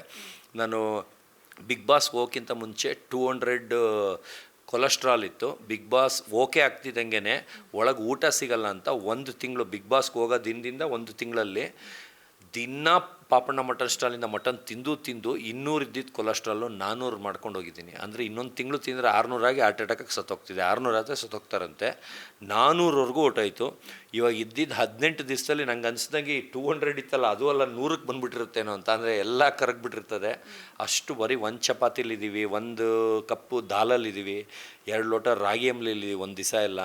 ನಿದ್ದೆ ಬಂದು ಹಬ್ಬ ಅಂದರೆ 2 ಅವರ್ 1 ಅವರ್ ಮಾಡಿರ್ಬೋದು ಒಂದೊಂದು ದಿವಸ. ಅಷ್ಟು ಹಿಂಸೆ. ಅಂದರೆ ಅದು ನಾವು ಬಿಗ್ ಬಾಸ್ ಕೊಡ್ತಿದ್ದಲ್ಲ, ಅಂದರೆ ಹಂಗೆ ಆಗ್ಬಿಡೋದು. ಮಾತಾಡ್ಕೊಂಡು ಇವ್ರು ನಿದ್ದೆ ಮಾಡೋಕ್ಕೆ ಬಿಡ್ತಿರಲಿಲ್ಲ, ಲೈಟ್ ಆಫ್ ಮಾಡಿದ ತಕ್ಷಣ ಮಲಗ್ತಾ ಇರಲಿಲ್ಲ. ಅದೆಲ್ಲ ಒಂಥರ ತುಂಬ ಹಿಂಸೆ ಅನಿಸ್ಬಿಟ್ಟು ಯಾವಾಗ ಬರ್ತೀನಪ್ಪ ಅಂತ ಅನ್ನಿಸ್ಬಿಟ್ಟಿತ್ತು. ಯಾರು ಜಾಸ್ತಿ ಮಾತಾಡ್ತಿದ್ದಿದ್ದು ಬಿಗ್ ಬಾಸಲ್ಲಿ ರಾತ್ರಿ ಹೊತ್ತು? ಸ್ಪಂದನ, ರಾಶಿಕಾ ಬರೀ ಲವ್ ವಿಷಯನೇ ಮಾತಾಡ್ತಾ ಇದ್ರು. ಲವ್ವರು ಅಂತ. ಅದರಲ್ಲಿ ಒಳಗೇನಾ ಬಿಗ್ ಬಾಸ್? ಹಂಗಲ್ಲ, ಇವಾಗ ಬಂದಿರೋರು ಯಾರೂ ಚೆನ್ನಾಗಿಲ್ಲ. ಯಾರ ವೈಲ್ಡ್ ಕಾರ್ಡ್ ಎಂಟ್ರಿ ಬರೋರು ಸ್ಮಾರ್ಟ್ ಗೈ ಬರಲಿ ಅಂತ ಹಂಗೆ ಬಂದಿದ್ದಾರೆ. ಇವಾಗ ವಾವನ್ನವ್ರು ಬಂದಿದ್ದಾರೆ. ಅದನ್ನು ಇವಾಗ ಅವರೇ ರಾಶಿಕಾನೇ ಇದಾಗ್ತಾ ಇದೆ. ರಾಶಿಕಾನೇ ಹೇಳಿದ್ದದ್ದು, ರಾತ್ರಿ ಮಾತಾಡ್ತಾಯಿದ್ರು, ನಾನು ಕೇಳಿಸ್ಕೊಂಡೆ. ಆ ಥರ ಮಾತಾಡ್ಕೊಳ್ಳೋರು. ಅಂದರೆ ಸ್ಪಂದನೂ ಲವ್ ವಿಷಯ ತುಂಬ ಮಾತಾಡೋರು, ಇಳೆದೆಲ್ಲ ಮಾತಾಡಿಕೊಂಡು ಆರಾಮಾಗಿರೋರು ಒಳಗಡೆ. ಅವರಿಬ್ಬರೇ ಜೋಡಿ, ಅವರಿಬ್ಬರೇ. ಇವಳು ಕಾವ್ಯ ಬಂದು ಸೈಲೆಂಟಾಗಿ ಕಣ್ಣಿಗೆ ಬಟ್ಟೆ ಹಾಕ್ಕೊಂಡು ಮಲಗಿಬಿಟ್ರೆ ನಿದ್ದೆ ಹೊಡೆದ್ರೆ ಬೆಳಗ್ಗೆನೇ ಹೇಳ್ತಾ ಇದ್ದಿದ್ದು. ಅವಳೊಬ್ಬಳೇ ನೆಮ್ಮದಿ ನಿದ್ದೆ ಮಾಡ್ತಾ ಇದ್ದಿದ್ದು. ಇವರಿಬ್ಬರು ರಾತ್ರಿ ಎಲ್ಲ ಮಾತಾಡೋರು. ನಾನು ಕೇಳಿಸ್ಕೊಂಡು ನಂಗೆ ನಿದ್ದೆನೇ ಬರ್ತಾ ಇರಲಿಲ್ಲ. ಇಲ್ಲೆಲ್ಲ ರಾಶಿಕಾಗೆ 2ನೇ ದಿವಸಕ್ಕೆ ನಾನು ಕನ್ಸಲ್ಲಿ ಬಂದಿದ್ದಂತೆ. ಏನು ಕನ್ಸಲ್ಲಿದ್ರೆ ನೀವು ನಾಯಿ ಹಿಡ್ಕೊಂಡು ಬರ್ತಿರ್ತೀರಾ, ನಾಯಿ ಹುಚ್ಚೋಯ್ತಾ ಇರುತ್ತೆ ಅಂತ ಏನೇನು ಹೇಳ್ತಾವಳೆ. ಕನ್ಸಲ್ಲಿ ಯಾರು ನಾಯಿ ಹುಚ್ಚೋಯ್ತಾ ಬರ್ತದೆ, ಮುಂದಕ್ಕೆ ಹೇಳ್ರಿ ಅಂದರೆ ಬರ್ತೋಯ್ತು ಅಂತಾಳೆ. ಅಂದರೆ ಒಂದು ದೊಡ್ಡದಾಗಿ ಬಂದಿದೆ, ಅವಳಿಗೆ ಜ್ಞಾಪಕ ಇರೋದಷ್ಟೇ. ನೀವು ನಾಯಿ ಹಿಡ್ಕೊಂಡು ಬರ್ತಿದ್ರಿ, ನಾಯಿ ಕಾಲೇಜ್ ಮರಕ್ಕೆಲ್ಲ ಉಯ್ತಾ ಇತ್ತು ಅಷ್ಟೇ ಹೇಳ್ತಾಳೆ, ಮುಂದಿಂದ ಹೇಳೋದೇ ಇಲ್ಲ. ಆ ಥರ. ನಿಮಗೆ ಬಿಗ್ ಬಾಸಲ್ಲಿ ಯಾರ ಮೇಲೂ ಕ್ರಶ್ ಆಗಿಲ್ಲ? ಕ್ರಶ್ ಅಂತ ಏನಾಗಿಲ್ಲ, ಒಬ್ಬೊಬ್ಬರು ಒಳ್ಳೆಯವ್ರು ಅನಿಸಿದ್ರು ಅಷ್ಟೇ. ಅಂದರೆ ಒಳ್ಳೆಯವ್ರಂದರೆ ಒಳ್ಳೆ ಫ್ಯಾಮಿಲಿಯಿಂದ ಬಂದಿದ್ದಾರೆ. ಆಮೇಲೆ ಬಿಹೇವಲ್ಲಿ ನಾನು ಕ್ಯಾಲ್ಕುಲೇಟ್ ಮಾಡೋದು. ಅಂದರೆ ಅವರು ಮಾಡೋ ಕೆಲಸ, ಮಾತಾಡೋ ರೀತಿ, ಒಬ್ಬರನ್ನ ಜೊತೆ ನಡ್ಕೊಳ್ಳೋ ರೀತಿ, ಅದರಲ್ಲಿ ಸ್ಪಂದನ ಒಳ್ಳೆಯವಳು ಅಂತ ಅನ್ನಿಸ್ತು. ಅವಳಿಗೆ ಹಂಗೆ ಹೇಳಿದ್ದೀನಿ, ಇಷ್ಟು ಮನೇಲಿ ನೀವು ಒಬ್ಬರೇ ಒಳ್ಳೆಯವ್ರು ಅನಿಸಿದ್ದು.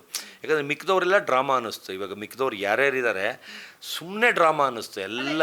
ಅಶ್ವಿನಿ ಗೌಡರ್ ಹೊರಗಡೆ ಹೋರಾಟ, ನನ್ನ ಮೇಲೆ ಕೇಸ್ ಇದೆ, ಕನ್ನಡ ಅಂದರೆ ನಾನು ಅಂತೆಲ್ಲ ಹೇಳ್ತಾರಲ್ಲ, ಒಳಗಡೆ ಅವ್ರು ಯೂಸ್ ಮಾಡಿದ ವರ್ಡ್ಸ್ ಎಲ್ಲ ನೀವು ನೋಡಿದ್ರಿ. ಮಂಜು ಭಾಷಿಣಿನ ಆಡ್ಕೊತಾ ಇದ್ರು, ಈ ಹುಡುಗಿನ ಹೀಗ ಹಾಗ ಅಂತೆಲ್ಲ ತಮಾಷೆ ಮಾಡ್ತಿದ್ರು. ಆರಕ್ಷತೆ ನೋಡೇ ಇಲ್ಲ ಮೇಡಮ್. ನಾನು ಆಚೆ ಬಂದಾಗಿಂದ ಬರೀ ಇಂಟ್ರ್ಯೂ ಕೊಟ್ಕೊಂಡು ಹೋಗೋದೇ ಲೇಟಾಗಿ ನಾನು ನೋಡೇ ಇಲ್ಲ. ನೋಡ್ಬಿಟ್ಟು ಮಾತಾಡ್ತೀನಿ. ಯಾಕಂದರೆ ಒಳಗಿದ್ದಾಗ ಅವ್ರು ತುಂಬ ಒಳ್ಳೆಯವರಾಗಿದ್ದರು. ಲಾಸ್ಟ್ ದಿನ ದೆವ್ವ ಅಂತ ಸ್ಟಾರ್ಟ್ ಮಾಡಿದರು, ಆವಾಗ ನಾನು ಆಚೆ ಬಂದುಬಿಡ್ತೀನಿ. ಅದಾದಮೇಲೆ ಎಲ್ಲರೂ ಹೇಳ್ತಾ ಇದ್ದಾರೆ ಹಿಂಗೆ ಏನೇನೋ ಬೈದ್ಲು, ಹಿಂಸೆ ಕೊಟ್ಟರು ಅಂತ. ಅದನ್ನು ನಾನು ಲೈವಾಗಿ ಒಂದ್ಸಲಿ ನೋಡಿದ್ರೆ ನಂಗೆ ಅರ್ಥ ಆಗುತ್ತೆ, ಅಂದರೆ ಏನೇನು ಆಯಿತು ಅಂತ. ನಾನು ಇನ್ನೂ ನೋಡೋಕ್ಕಾಗಿಲ್ಲ. ನಂದೂ ಆಚೆ ಬಂದಾಗಿಂದ day 1 day end Sudeep sir ಮುಂದೆ ಸ್ಟೇಜ್ ಮೇಲೆ ಇರೋದು, ಎರಡೇ ನೋಡೋಕ್ಕೆ ಟೈಮ್ ಆಗಿರೋದು. ಅದು ಬೆಳಗ್ಗೆ ಹೊತ್ತು ಸ್ನಾನಕ್ಕೆ ಹೋಗಿದ ಮುಂಚೆ ಅದು ನೋಡ್ಬಿಟ್ಟು ಸ್ನಾನಕ್ಕೆ ಕೊಡೋಗಿರೋದು. ಇನ್ನು ಮಧ್ಯದ ನಂದು ಏನು ಹಾಕಿದ್ದಾರೆ, ಏನು ಬಿಟ್ಟಿದ್ದಾರೆ, ಮೇಕಪ್ದು ಇನ್ನೂ ನೋಡೇ ಇಲ್ಲ. ಅದನ್ನೆಲ್ಲ ನೋಡಿದ್ರೆ ಇನ್ನೂ ಚೆನ್ನಾಗಿ ಮಾತಾಡೋಕ್ಕೆ ಬರುತ್ತೆ ಏನೋ ಗೊತ್ತಿಲ್ಲ. ಕರಿಬಸಪ್ಪ ಅವ್ರ ಬಗ್ಗೆ ನಿಮ್ಮ ಅಭಿಪ್ರಾಯ? ಕರಿಬಸಪ್ಪ ಅವ್ರು ತುಂಬ ಒಳ್ಳೆಯವರು. ಅವರು ಯಾರ ತಂಟೆಗೂ ಹೋಗ್ತಾ ಇರಲಿಲ್ಲ. ಅವ್ರದ್ದೇ ಎಂಟರ್ಟೈನ್ಮೆಂಟ್ ಮಾಡೋರು. ಆದರೆ ಮನೇಲಿ ಎಲ್ಲರೂ ಏನು ಮಾಡೋರು, ಅವ್ರು ಏನಾರು ಒಂದು ಎಂಟರ್ಟೈನ್ಮೆಂಟ್ ಮಾಡೋಕ್ಕೋದ್ರೆ, ಈಗ ಇನ್ನೊಬ್ಬ ಮಾಡ್ತಾಯಿದ್ರೆ ಎಲ್ಲ ನಕ್ಕೊಂಡು ಹಿಂಗೆ ಸಪೋರ್ಟ್ ಮಾಡ್ತಿರ್ತಾರೆ. ಕರಿಬಸಪ್ಪ ಅವ್ರು ಹಾಡು ಸ್ಟಾರ್ಟ್ ಆಗ್ತಿದ್ದಂಗೆ ಅಂತ ಎದ್ದೋಗೋದು. ಅದು ನನಗೆ ಎದ್ದೋದವ್ರಿಗೆ ಹೊಡಿಬೇಕು ಅನ್ನಿಸ್ತಿತ್ತು. ಯಾಕಂದರೆ ಒಂದು ಕಲೆಗೆ ವ್ಯಾಲ್ಯೂ ಕೊಡ್ದಂಗೆ ಅವ್ರನ್ನ ಕೇವಲ ಮಾಡಿ ಎದ್ದೋಗ್ತಾಯಿದ್ರು. ಅದು ನನಗೆ ಹೆವಿ ಸಿಟ್ಟು ಬರ್ತಾಯಿತ್ತು. ಧನು, ಅಭಿಷೇಕ್, ಆ್ಯಶ್ ಇವರೆಲ್ಲ ಎದ್ದೊಟ್ಟೋಗೋರು. ಅಂದರೆ ಅಯ್ಯ ಇವನು ಯಾರು ಅನ್ನೋ ಥರ ನನಗದು ಇಷ್ಟ ಆಗ್ತಿರಲಿಲ್ಲ. ಅವ್ನು ಏನೋ ಅವ್ರ ಟ್ಯಾಲೆಂಟ್ ತೋರಿಸ್ತಾ ಇದ್ದಾರೆ, ಅದಕ್ಕೆ ಸಪೋರ್ಟ್ ಮಾಡಬೇಕು. ಬೇಕಾದ್ರೆ ಆ ವೀಡಿಯೋಗಳಲ್ಲಿ ನೋಡಿ ಎಲ್ಲ ಎದ್ದೋದ್ರು ನಾನು ಅವ್ರಿಗೆ ಮುಗಿಯೋವರೆಗೂ ಅಲ್ಲೇ ನೋಡ್ತಿರ್ತೀನಿ. ಯಾಕಂದರೆ ಒಂದು ಸಪೋರ್ಟ್ ಥರ ಅದು ಕಲ್ಚರ್. ಅಂದರೆ ಅಪ್ಪ ಅಮ್ಮ ಹಂಗೆ ಸಾಕಿರಬೇಕು, ಆವಾಗಲೇ ಆ ಬುದ್ಧಿ ಬರೋದು. ನನಗೆ ಹಂಗೆ ಎದ್ದೋಗೋದು, ಮಕ ಸಿಡ್ಸೋದು, ಎಲ್ಲೋ ನೋಡೋದು ಮಾಡ್ತಾರಲ್ಲ, ಹಿಡ್ಕೊಂಡು ಹೊಡೆದು ಬಿಡೋಣ ಅನ್ಸೋದು. ಆದರೆ ಒಳಗೆ ಕೈ ಮಾಡೋಂಗಿಲ್ಲ ಅಂತ ನಾನು ಸುಮ್ಮನಿದ್ದೆ. ಆ ಥರ ತುಂಬ ಅಪಮಾನ ಅವ್ರಿಗೂ ಮಾಡಿ ಅವ್ರನ್ನೂ ತುಳಿದಿದ್ದಾರೆ ಎಲ್ಲರೂ. ಯಾಕಂದರೆ ಅವ್ರನ್ನ ಹಾಡಾಳಕ್ಕೆ ಅಂದರೆ ಅವ್ರು ಯಾರಿಗೂ ಕೇರ್ ಮಾಡದೆ ಫುಲ್ ಹಾಡು ಮುಗಿಸೋವರೆಗೂ ಹೇಳೋರು ಪಾಪ. ಯಾಕಂದ್ರೆ ಒಂದು ಹಾಡು ಸ್ಟಾರ್ಟ್ ಆದಮೇಲೆ ಎಂಡೋರ್ಗೂ ಎಲ್ಲ ಎದ್ದೋಗಿ 2-3 ಕೂತಿದ್ರು ಆಡೋರು. ಮಿಕ್ಕಿದವ್ರಿಗಾದರೆ ಒಂದು ಕಂತ್ರಿ ಥರ ಇದ್ರೂ ಊರೆಲ್ಲ ಕೂತ್ಕೊಂಡು ನೋಡ್ತಾರೆ. ಅವ್ರು ಆಡೋಕ್ಕೆ ಹೇಳಿದ್ರೆ ಓಡೋಗ್ಬಿಡೋದು. ಆದರೆ ಅಮಿತ್ ಬಂದು ಏನೂ ಜಾಸ್ತಿ ಮಾತಾಡ್ತಾ ಇರಲಿಲ್ಲ. ಅವ್ರು ತುಂಬ ಕಡಿಮೆ, ತುಂಬ ಸೈಲೆಂಟ್ ಆಗಿದ್ರು. ಲಾಸ್ಟ್ ಮೂಮೆಂಟ್ವರೆಗೂ ತುಂಬ ಸೈಲೆಂಟ್ ಆಗಿದ್ರು. ಸರ್, ಬಹುಶಃ ನೀವು ದರ್ಶನ್ ಅವ್ರ 4ನೇ ಸಿನಿಮಾದಲ್ಲಿ ನಿಮಗೆ 1,000 ಸಿನಿಮಾ ಆಫರ್ ಬರುತ್ತೆ ಅಂತ ಹೇಳ್ತೀರಾ? ಅದೇ ಸರ್, ಬಿಟ್ಟ ಮೇಲೆ ಪ್ರಾಬಬ್ಲಿ ಅಷ್ಟು ಸಿನಿಮಾಗಳನ್ನ ನೀವು ಮಾಡಿದಿದ್ರೆ ಇಷ್ಟು ಕ್ಯಾಡ್ ಬಾಂಬ್, ಸತೀಶು, ಬಿಗ್ ಬಾಸ್ ಇದೆಲ್ಲ ಆಗ್ತಿರ್ಲಿಲ್ಲ. ಯಾಕಂದ್ರೆ ಅಲ್ಲಿ ಫಿಲಿಮ್ ಲ್ಯಾಂಡ್ ಬೆಳೆಯೋಕ್ಕೆ ಬಿಡಲ್ಲ. ಅದೇ ಆಂಧ್ರಲ್ಲಿ ಅಲ್ಲಿ ಇಲ್ಲಿ ಒಂದು ವ್ಯಾಲ್ಯೂ ಕೊಡ್ತಾರೆ ಕಲೆಗೆ, ಇದಕ್ಕೆ ಆ್ಯಕ್ಟರ್ ಅಂದರೆ. ಇಲ್ಲಿ ಬೆಲೆನೇ ಕೊಡಲ್ಲ, ತುಳಿಯೋಕ್ಕೆ ನೋಡ್ತಾರೆ. ಯಾಕಂದರೆ ಒಂದು ಸೆಲೆಬ್ರಿಟಿ ಮಗ ಆಗಿ ಹುಟ್ಟಿದರೆ ಬೆಳೆಸ್ತಾರೆ. ನಾರ್ಮಲ್ ಮಗ ಆಗಿಬಿಟ್ಟಿದ್ರೆ ಇವಾಗಲೇ ಬಿಗ್ ಬಾಸೇ ಸಾಕ್ಷಿ. ನಾರ್ಮಲ್ ನಾವೆಲ್ಲ ಓದೋರನ್ನ ಹೆಂಗೆ ತುಳಿತಾ ಇದ್ದಾರೆ ಹಂಗೆ ತುಳಿತಾರೆ. ಆ ಆ್ಯಕ್ಟರ್ಗಳಿಗೆ ಅವ್ರಿಗೇನೋ ತಲೆ ಮೇಲೆ ಕೊಂಬಿದ್ದಂಗೆ ಆಡ್ತಾರೆ. ಆ ಥರ ಇಲ್ಲಿ ಕನ್ನಡದ ಕಲ್ಚರು. ಅದರಿಂದ ಇಲ್ಲಿ ಬೆಳೆಯೋಕ್ಕೆ ಬಿಡಲ್ಲ ಅನ್ನೋದು ನಂಗೆ ಅರ್ಥ ಆಗಿ ಬೇಗ ಆಚೆ ಬರ್ತೀನಿ. ಯಾಕಂದರೆ ಆಮೇಲೆ ನಾಯಿ ಫೀಲ್ಡು ಇನ್ನೂ ಹಿಂದೆ ಕೊಟ್ಟೋದ್ರೆ ನಾನು ಸ್ಟಾರ್ಟಿಂಗಿಂದ ತರಬೇಕಾಗತ್ತೆ. ಅದಕ್ಕೆ 6 ತಿಂಗಳಿಗೆ ಬಿಟ್ಬಿಡ್ತೀನಿ. ನಾನು BN ಗಂಗಾಧರ್ ಆಫೀಸಲ್ಲಿ 1-1.5 ವರ್ಷ ನಾನು ಅಡುಗೆ ಮಾಡಿ ತೊಗೊಂಡೋಗ್ಬಿಟ್ಟು ದಿನ ರಾತ್ರಿ ಪಾರ್ಟಿ ಮಾಡ್ತಾಯಿದ್ವಿ. ಎಸ್.ಎ. ಗೋವಿಂದರಾಜು, ಸಾರಾ ಗೋವಿಂದು, ಹಂಸಲೇಖ ಅವ್ರು ಇನ್ನೂ ಪಾತ್ರೆ ವಾಪಸ್ ಕೊಟ್ಟಿಲ್ಲ. ನಮ್ಮಮ್ಮ ಇನ್ನೂ ಕಂಪ್ಲೇಂಟ್ ಮಾಡ್ತಾರೆ. ಅಂದರೆ ಚಿಕನ್ ಮಟನ್ ಮಿಕ್ಕಿದ್ದು ತೊಗೊಂಡೋಗಿದ್ರು, ವಾಪಸ್ ತಂದ್ಕೊಡ್ಲಿಲ್ಲ ಅಂತ ನಮ್ಮಮ್ಮ ಅಯ್ಯೋ ಪಾತ್ರೆ ಅಂತಿರ್ತಾರೆ. ಆದರೆ ಅಷ್ಟು ಕ್ಲೋಸು ಫಿಲಿಮ್ ಲ್ಯಾಂಡು. ಫಿಲಿಮ್ ಲ್ಯಾಂಡಲ್ಲಿ ಇರೋರು, ಫಿಲಿಮ್ ಚೇಂಬರ್ಲಿರೋರು ಎಲ್ಲರೂ ಕ್ಲೋಸು. ಬಾಮ ಹರೀಶ್ ಅವರು ಸ್ವಂತ ರಿಲೇಷನ್ನು, BN ಗಂಗಾಧರು ಸ್ವಂತ ರಿಲೇಷನ್ನು. ನಾವು ಗೌಡಾಸು, ನಾಗಮಂಗಲ ಗೌಡ್ರು. ಆದರೆ ನೋಡೋಕ್ಕೆ ಕ್ಯಾಡಬಾಂಬ್ಸ್ ಅಂತ ಇಟ್ಕೊಂಡಿದ್ದರಿಂದ ಕ್ರಿಶ್ಚಿಯನ್ನೋ ಏನೋ ಅಂದ್ಕೊತಾರೆ. ಆದರೆ ನಾವು ಪಕ್ಕಾ ಗೌಡ್ರು. ಅದರಲ್ಲಿ ಗಂಗಡ್ಕಾರ್ ಗೌಡ್ರು. ನಮಗೆ ದೇವೇಗೌಡರು ರಿಲೇಷನ್ನು. ದೇವೇಗೌಡರು ದೊಡ್ಡ ಮಗನಿಗೆ ನಮ್ಮ ದೊಡ್ಡಮ್ಮನ ತಂಗಿ ಕೊಟ್ಟಿದ್ದೀವಿ. ಆಮೇಲೆ SM ಕೃಷ್ಣನೂ ರಿಲೇಷನ್ನು. ಅವರ ಅಕ್ಕನ ಮಗಳು ಶ್ರೀರಂಗಪಟ್ಟಣದಲ್ಲಿ ರೈಸ್ ಮಿಲ್ ಇಟ್ಟಿದ್ದಾರೆ. ಅವ್ರ ಮಗಳಿಗೆ ನಮ್ಮ ಗಿರಿಗೌಡರು ಅಂತ ಲಾಲ್ಬಾಗಲ್ಲಿ ಇದಾಗಿದ್ದರು. ಅವ್ರ ಮಗ ಗಿರೀಶ್ ಅಂತ ವಿಕ್ಟೋರಿಯಾ ಹಾಸ್ಪಿಟ್ಲಿಗೆ ಹೈ ಎಂಡ್, ಅವರೇ ಟಾಪೆಸ್ಟ್ ಡಾಕ್ಟ್ರು. ಅವ್ರಿಗೆ ಕೊಟ್ಟು ಮದುವೆ ಮಾಡಿದ್ವಿ. ಅವರು ನಮ್ಮ ದೊಡ್ಡಪ್ಪನ ಮಗ. ಅವ್ರಿಗೆ SM ಕೃಷ್ಣ ಅವ್ರ ಮಗಳನ್ನ ಕೊಟ್ಟಿದ್ದೀವಿ. ಅಷ್ಟೆಲ್ಲ ಇದ್ದರೂ ನಾವು ಯಾವುದು ಯಾರ ಹೆಸರು ಎಲ್ಲೂ ಇನ್ಫ್ಲುಯೆನ್ಸ್ ಇಲ್ಲ. ನಂದು ಏನೇ ಆದರೂ ನಾನು ಒಬ್ಬನೇ ಮ್ಯಾನೇಜ್ ಮಾಡ್ಕೊಳ್ತೀನಿ. ನಮ್ಮ ಅಪ್ಪ ಅಮ್ಮನಿಗೂ ಹೇಳಲ್ಲ, ನಮ್ಮ ಅಪ್ಪ ಅಮ್ಮನಿಗೂ ನಾನು ಸೆಲೆಬ್ರಿಟಿ ಅನ್ನೋದು ಗೊತ್ತಿಲ್ಲ. ಸರ್, ಇವಾಗ ಇಷ್ಟೆಲ್ಲ ಲೈಫಲ್ಲಿ ಅಚೀವ್ ಮಾಡಿರೋ ನಿಮಗೆ ಪರ್ಸ್ನಲ್ ಲೈಫಲ್ಲಿ ಒಂದು ಸಂಗಾತಿ ಬೇಕು, ಒಬ್ಳಿರ್ಬೇಕಿತ್ತು, ಎಲ್ಲ ಹೇಳ್ಕೊಳ್ಳೋಕ್ಕೆ, ಖುಷಿ ಕ್ಷಣ ದುಃಖ ಕ್ಷಣ ಅಂತ ಯಾಕೆ ಅನ್ನಿಸ್ಲಿಲ್ಲ? ಇಲ್ಲ, ನಾನು ತುಂಬ ಆಸೆ ಬಿದ್ದು ಮದುವೆ ಆಗಿದ್ದು. ಅಂದರೆ ಹೆಣ್ಣಂದರೆ ಹಂಗೆ ಹೆಂಡ್ತಿನ ಹಿಂಗೆ ನೋಡ್ಕೋಬೇಕು, ಹಿಂಗೆ ಮುದ್ದಾಗಿ ನೋಡ್ಕೋಬೇಕು. ಆ ಥರ ದಿನಕ್ಕೆ 40,000 ಶಾಪಿಂಗ್ ಮಾಡ್ತಾಯಿದ್ದೆ. ಬೆಳಿಗ್ಗೆ 10 ಗಂಟೆಗೆ ಕರ್ಕೊಂಡೋದ್ರೆ ರಾತ್ರಿ 10 ಗಂಟೆಗೆ ಕರ್ಕೊಬರ್ತಾಯಿದ್ದು. ಆದರೆ ಅವ್ರು 3 ದಿವಸಕ್ಕೆ ತುಂಬ ದುರಂಕಾರ, ತುಂಬ ಕಡು ಬಡವ್ರನ್ನ ತೊಗೊಂಡು ನಾವೇ ಮದುವೆ, ರಿಸೆಪ್ಷನ್, ಬೀಗ್ರೂಟ A to Z ನಾವೇ ಖರ್ಚು ಮಾಡಿ, ಅವ್ರು ಬರೋ ಬಸ್ ಚಾರ್ಜು ನಾವೇ ಕೊಟ್ಟು ಕರ್ಸ್ಕೊಂಡು ಕರೆಸ್ಕೊಂಡು ಮಾಡಿರ್ತೀವಿ. ಅವ್ರು 3 ದಿವಸಕ್ಕೆ ಬುದ್ಧಿ ತೋರಿಸ್ತಾರೆ. ನನಗೇನಾಗ್ಬಿಡುತ್ತೆ, ಎಣ್ಣೆನೇ ನಂಬಾರ್ದು ಥರ ಆಗುತ್ತೆ. ಅಷ್ಟರಲ್ಲಿ ಕ್ಯಾರಿಂಗ್ ಆಗಿರ್ತಾರೆ, ಹೆಂಗೋ ಮಗು ಹುಟ್ಟುತ್ತೆ. ಆಮೇಲೆ ನಾವು ಬಿಟ್ಬಿಟ್ಟಿದ್ರು 10 ವರ್ಷ ಮನೇಲೇ ಇರ್ತಾರೆ. 10 ವರ್ಷ ಆದಮೇಲೆ ಒಂದು ಪಾಸ್ಪೋರ್ಟ್ ವಿಷಯಕ್ಕೆ ಕೇಸ್ ಹಾಕ್ಬಿಟ್ಟು ಜೈಲಿಗೂ ಕಳಿಸ್ತಾರೆ. 32 ದಿವಸ ಜೈಲಲ್ಲೂ ಇರ್ತೀನಿ. ಜೈಲಲ್ಲೂ ಹಿಸ್ಟ್ರಿ ಕ್ರಿಯೇಟ್ ಮಾಡ್ಕೊಂಬರ್ತೀನಿ. ಅದನ್ನು ಅವಾಲೇ ಬ್ಯಾಕ್ ಹೇಳಿದ್ದೆ ನಿಮಗೆ. ಆ ಕೇಸಿಂದ ನೀವೆಲ್ಲ ಕನ್ಫ್ಯೂಸ್ ಆಗಿರೋದು, ಇವನು ಯಾಕೆ ಜೈಲಿಗೆ ಹೋದ, ಏನು 420ನ ಕೊಲೆ ಮಾಡೋಣ ಏನು ಅಂತ. ನಿಮ್ಗೆ ಅವಾಗ ಅನ್ನಿಸ್ತಲ್ವ. ಈ ಕೇಸಿಂದ 32 ದಿನ ಬೇಲ್ ಆಗೋವರೆಗೂ ಜೈಲಲ್ಲಿದ್ದೆ. ಅಲ್ಲೂ ವರ್ಲ್ಡ್ ಫೇಮಸ್ ಆಗಿ ಬಂದೆ ಜೈಲಲ್ಲೂ. ಆಮೇಲೆ ಹಿಸ್ಟ್ರಿ ಕ್ರಿಯೇಟ್ ಮಾಡಿದೆ. ನಾನು ಮಾಡಿರೋ ಕೆಲಸ ವರ್ಲ್ಡಲ್ಲಿ ಇನ್ನೊಬ್ಬ ತಾಕತ್ತಿರೋನು ಯಾರು ಮಾಡೋಕ್ಕೆ ಆಗಲ್ಲ. ಆದರೆ ಅದನ್ನು ಹಾಕ್ಬಿಟ್ಟಿರೋ ಸೇರಿಸ್ಬಿಟ್ಟು ಆಮೇಲೆ ಆಚೆ ಬಂದಮೇಲೆ ತುಂಬ ಅಹಂಕಾರ ಆ ಥರ ಮಾಡಿ ಒಂದು ಪಾಸ್ಪೋರ್ಟ್ ವಿಷಯಕ್ಕೆ ಒಂದು ಹೋಗಿ ಸೈನ್ ಹಾಕಿ ಬರೋದಕ್ಕೆ ಹೋಗಲ್ಲ ಅಂದ್ಬಿಟ್ಟು ಜಗಳ ತೆಗಿತಾರೆ. ಅದು ಟಿ ವಿ ಹತ್ರ ಕ್ಯಾಮ್ರಾ ಇಟ್ಬಿಟ್ಟು ಎಲ್ಲ ರೆಕಾರ್ಡ್ ಮಾಡಿ ನಾನು ಚಾಕು ತೊಗೊಂಡು ಚುಚ್ಚಕ್ಕೆ ಬಂದೆ ಅಂತ ಕೊಟ್ಟು ಅವರೇ ಸಿಗಾಕ್ಕೊಳ್ತಾರೆ. ಯಾವ ಚಾಕುನೂ ಯೂಸ್ ಮಾಡಿಲ್ಲ ಅಂತ. ಯಾಕಂದರೆ ಅವರೇ ವೀಡಿಯೋ ಮಾಡಿದ್ರೆ ಚಾಕುನೇ ಇಲ್ಲ. ಬರೀ ನಾನು ಬೈಯಕ್ಕೆ ಹೋಗ್ತೀನಿ, ಇವ್ರು ಓಡೋಗ್ಬಿಟ್ಟು ಕಂಪ್ಲೇಂಟ್ ಕೊಟ್ಬಿಡ್ತಾರೆ. FIR ಮಾಡ್ತಾರೆ. ಅವಾಗ ಬೇಲ್ ತೊಗೊಳ್ಳೋವರೆಗೂ ಅಪ್ಪ ಅಮ್ಮ ನಾನು 3 ಜನ ಬೇಲ್ ತೊಗೊಳ್ಳೋವರೆಗೂ ಅಪ್ಸ್ಟ್ಯಾಂಡಿಂಗ್ ಆಗಿರ್ತೀವಿ. ಪೊಲೀಸ್ನ ಜೊತೆ ಚೆನ್ನಾಗೇ ಮಾತಾಡ್ಕೊಂಡಿರ್ತಾರೆ. ಅದಕ್ಕೆ ಎಲ್ಲ ಗುರ್ತಲ್ವ, ಏನು ಹಿಡಿತಾ ಇಲ್ವಲ್ಲ ಅಂತ ಮನೆಗೆ ಬರ್ತೀನಿ. ಬಂದ ತಕ್ಷಣ ಹಿಡ್ಕೊಂಡು ಹೋಗ್ಬಿಡ್ತಾರೆ. ಅಂದರೆ ಹಿಡಿಯಲ್ಲ ಅಂದ್ಕೊಂಡು ಮನೆಗೆ ಬಂದುಬಿಡ್ತೀನಿ. ಅದಕ್ಕಿಂತ ಮುಂಚೆ ಗೋವಾಲ್ ಆರಾಮಾಗಿ ಅಲ್ಕೊಂಡಿರ್ತೀನಿ ಪಾರ್ಟಿ ಮಾಡಿಕೊಂಡು. ಏನು ಇಷ್ಟು ದಿನ ಆದರೂ ಯಾರು ಹಿಡಿತಾನೆ ಇಲ್ವಲ್ಲ ಅಂದ್ಬಿಟ್ಟು ವಾಪಸ್ ಧೈರ್ಯವಾಗಿ ಮನೆಗೆ ಬರ್ತೀನಿ. ಹಿಡ್ಕೊಂಡ್ಬಿಡ್ತಾರೆ. ಬಂದ್ಬಿಟ್ಟು ಚಾಕು ತೋರಿಸು ಅಂತಾನೆ. ನಾನು ಚಾಕು ಯೂಸ್ ಮಾಡಿದೆ ಸರ್, ನಮ್ಮಮ್ಮ ಒಬ್ಬರೇ ಈರುಳ್ಳಿ ಕಟ್ ಮಾಡೋದು, ನೀವೇನಾದ್ರು ಎತ್ಕೊಳ್ಳೋಂಗಿದ್ರೆ ಯಾವ್ದಾದ್ರು ಎತ್ಕೊಳ್ಳಿ, ಆದರೆ ಫಿಂಗರ್ ಪ್ರಿಂಟ್ಗೆ ನಾನೇ ಕೇಸ್ ಹಾಕ್ತೀನಿ ಸರ್ ಅಂತೆ. ಆವಾಗ ಮಾತಲ್ಲಿ ಅವ್ರಿಗೆ ಗೊತ್ತಾಗೋಯ್ತು ಇವ್ನು ಚಾಕು ಯೂಸ್ ಮಾಡಿ ಅಂತ. ಬಿಟ್ಟೋದ್ರು. ಅದು ಬಿ ರಿಪೋರ್ಟ್ ಆಯಿತು, ಅಂದರೆ ಚಾಕು ಯೂಸ್ ಮಾಡಿಲ್ಲ ಅಂತ. ಆಮೇಲೆ ಕ್ಯಾಮ್ರಾ ಅವಳು ಕೊಟ್ಟಿದ್ರಲ್ಲಿ ಚಾಕು ಇಲ್ಲವೇ ಇಲ್ಲ, ಬರೀ ಬೈಯಕ್ಕೆ ಹೋಗ್ತೀನಿ ಅಷ್ಟಕ್ಕೆ ಹೋಗ್ಬಿಟ್ಟು ಕೊಲೆ ಕೇಸು, ಚಾಕು ತೊಗೊಂಡು ಚುಚ್ಚಕ್ಕೆ ಬಂದ ಅಂತೆಲ್ಲ ಬರೆದ್ಬಿಟ್ಟಿದ್ಲು. ಈಗ ಅವಳೇ ಸಿಗಾಕೊಂಡು ಒದ್ದಾಡ್ತಾ ಇದ್ದಾಳೆ. ನನಗೆ 60 ವರ್ಷ ಆಗೋವರೆಗೂ ಡೈವರ್ಸ್ ಕೊಡಲ್ವಂತೆ. ಈಗಾಗಲೇ ಅವಳು ಕಾಂಪ್ರಮೈಸಿಗೆ ಬರ್ತಾ ಇದ್ದಾಳೆ. ಡೈವರ್ಸ್ ಕೊಡು ಅಂತ ಕೇಳ್ತಾ ಇದ್ದಾಳೆ. ನಾನು ಹೇಳ್ತೇನೆ ನಂಗೆ ಇನ್ನೂ 60 ವರ್ಷ ಆಗಿಲ್ಲಮ್ಮ, ಇನ್ನೂ 10 ವರ್ಷ ಇದೆ, ಆರಾಮಾಗಿರು ಅಂತ. ನೀವು ಹೇಳ್ತಿರೋದು 60 ವರ್ಷ ಆಗೋ ತನಕ ಕೊಡಲ್ಲ. ಅವಳು ಹೇಳಿರೋದು 60 ವರ್ಷವರೆಗೂ ಕೊಡಲ್ಲ, ನೀನು ಸ್ಮಾರ್ಟ್ ಆಗಿದೆಯಾ, ಬೇರೆಯವ್ರನ್ನ ಮದುವೆ ಆಗ್ಬಿಡ್ತೀಯಾ ಅಂತ. ನಂಗೆ ಇನ್ನೂ ಡೈವರ್ಸ್ ಆಗಿಲ್ಲ, ಇನ್ನೂ ಕೋರ್ಟಲ್ಲಿದೆ. ಅರ್ಥ ಆಗಲಿಲ್ಲ ನಿಮಗೆ ಮ್ಯಾಟ್ರು. ಡೈವರ್ಸ್ ಕೊಟ್ಟರೆ ನಾನು ಮದುವೆ ಆಗ್ಬಿಡ್ತೀನಿ, ನೀನು ಚೆನ್ನಾಗಿದೆಯಾ, ಅದಕ್ಕೆ ನಾನು ಕೊಡಲ್ಲ, ನೀನು ಮುತ್ಕ ಆದಮೇಲೆ ಕೊಡ್ತೀನಿ, ಮಣ್ಣು ತಿನ್ನು ಅವಾಗ, ಅಂದರೆ ಆ ಲೆವೆಲ್ಗೆ ನಿಮ್ಮನ್ನ ಗೋಳಿಕೊಂತೀನಿ ಅಂತ. ಈಗ ಅವಳೇ ಹೆಸರು ಬಂದಿರೋದಕ್ಕೆ ಮನೆಗೆ ಬರ್ತೀನಿ ಅಂತ. ನಾವಿಲ್ಲ, ಅವಳು ಬಂದರೆ ನಾವು ಅಪ್ಪ ಅಮ್ಮ ನಾವೆಲ್ಲ ಸೂಸೈಡ್ ಮಾಡ್ಕೊಬಿಡ್ತೀವಿ, ಅವಳು ಬೇಡ ಅಂದರೆ ಅಷ್ಟು ಹಿಂಸೆ, ಅಷ್ಟು ನರಕಾಯತನೇ, ಬಿಗ್ ಬಾಸ್ಗಿಂತ ನರಕಾಯತನೇ ಕೊಟ್ಟಿದ್ದಾಳೆ ಅವಳು ಬದುಕಿ ನಮ್ಮಲ್ಲಿದ್ದಾಗ. ಸರ್, ಅದೊಂದು ಟ್ರಾಲ್ ಪೇಜಲ್ಲಿ ನಾವು ಕೇಳಿದ ನಿಜಾನ? ಅಂದರೆ ನೀವು ಏನೋ ಒಬ್ರು ಬರ್ದಿದ್ದು ಅದರಲ್ಲಿ ನಂಗೆ ಗೊತ್ತಿಲ್ಲ ಎಷ್ಟು ಸುಳ್ಳು. ನಿಮ್ಮ ಹತ್ರನೇ ನಾನು ಕ್ಲಾರಿಫೈ ತಗೊಳ್ತೀನಿ. ನೀವು ಮದುವೆ ಆಗಿ ಲೈಕ್ ನೀವೇನೋ ಫಸ್ಟ್ ನೈಟ್ ಟೈಮಲ್ಲಿ ಅವ್ರು ಯಾರೋ ಬೇರೆಯವ್ರ ಜೊತೆಗೆ ರೂಮಲ್ಲಿ ಕೂತಿದ್ರೆ ಅದೆಲ್ಲ ಸುಳ್ಳು. ಅದು ಒಂದೋಗಿ 2 ಮಾಡ್ತಾಯಿದ್ರೆ. ಅವಳು ಕಸಿನ್ ಇದ್ಲು, ಯಾವ ಹುಡುಗನೂ ಇರಲಿಲ್ಲ, ಅವಳು ಕಸಿನ್ ಇದ್ಲು, ಅವ್ರ ದೊಡ್ಡಮ್ಮನ ಮಗಳೋ ಚಿಕ್ಕಮ್ಮನ ಮಗಳೋ ಇದ್ದರು. ಅದನ್ನು ಯಾರೋ ನನಗೆ ಆಗದೇ ಇರೋ ಹುಡುಗರೇನೆ ಬೇಕು ಅಂತ ಅವ್ರಿಗೆ ಮೀಟ್ರಿಲ್ಲ ಬಾಯಲ್ಲಿ ಹೇಳೋಕ್ಕೆ ಇದು ಮಾಡೋಕ್ಕೆ, ಅದಕ್ಕೆ ಡಿಸೈನ್ ಮಾಡಿ ಬಿಟ್ಟಿದ್ದಾರೆ. ಅದನ್ನು ನಾನು ನೋಡಿದೆ, ಅದು ನಂಗೆ ಬೇಜಾರಿಲ್ಲ. ಯಾರೋ ಹುಡುಗ ಇದ್ದ ಅಂದರೆ ನಾನೇನು ಮಣ್ತಿರ್ತೀನಿ ಹುಡುಗ ಇರೋದಕ್ಕೆ. ಹಂಗೆ ಹೇಳಿದ್ರು. ಆಗದೇ ಫ್ರೆಂಡ್ಸೇ ಅವ್ರು ಯಾರು ಅಂತಲೂ ಅಂದಾಜ್ ಮೇಲೆ ಗೊತ್ತು. ಅವನು ಮಿನಿಸ್ಟ್ರು ಪಿ ಎ ಅಂತ ಸುಳ್ಳು ಹೇಳ್ಕೊಂಡು ಓಡಾಡೋನು, ಚಪ್ಪರ್ರವನು, ಒಂದು ಹೋಟ್ಲು ರೂಮ್ ಮಾಡ್ಕೊಂಡು ಲಾಡ್ಜಲ್ಲಿರೋನು. ಅವನಿಗೂ ನನಗೂ ಜಗಳ ಆಯಿತು.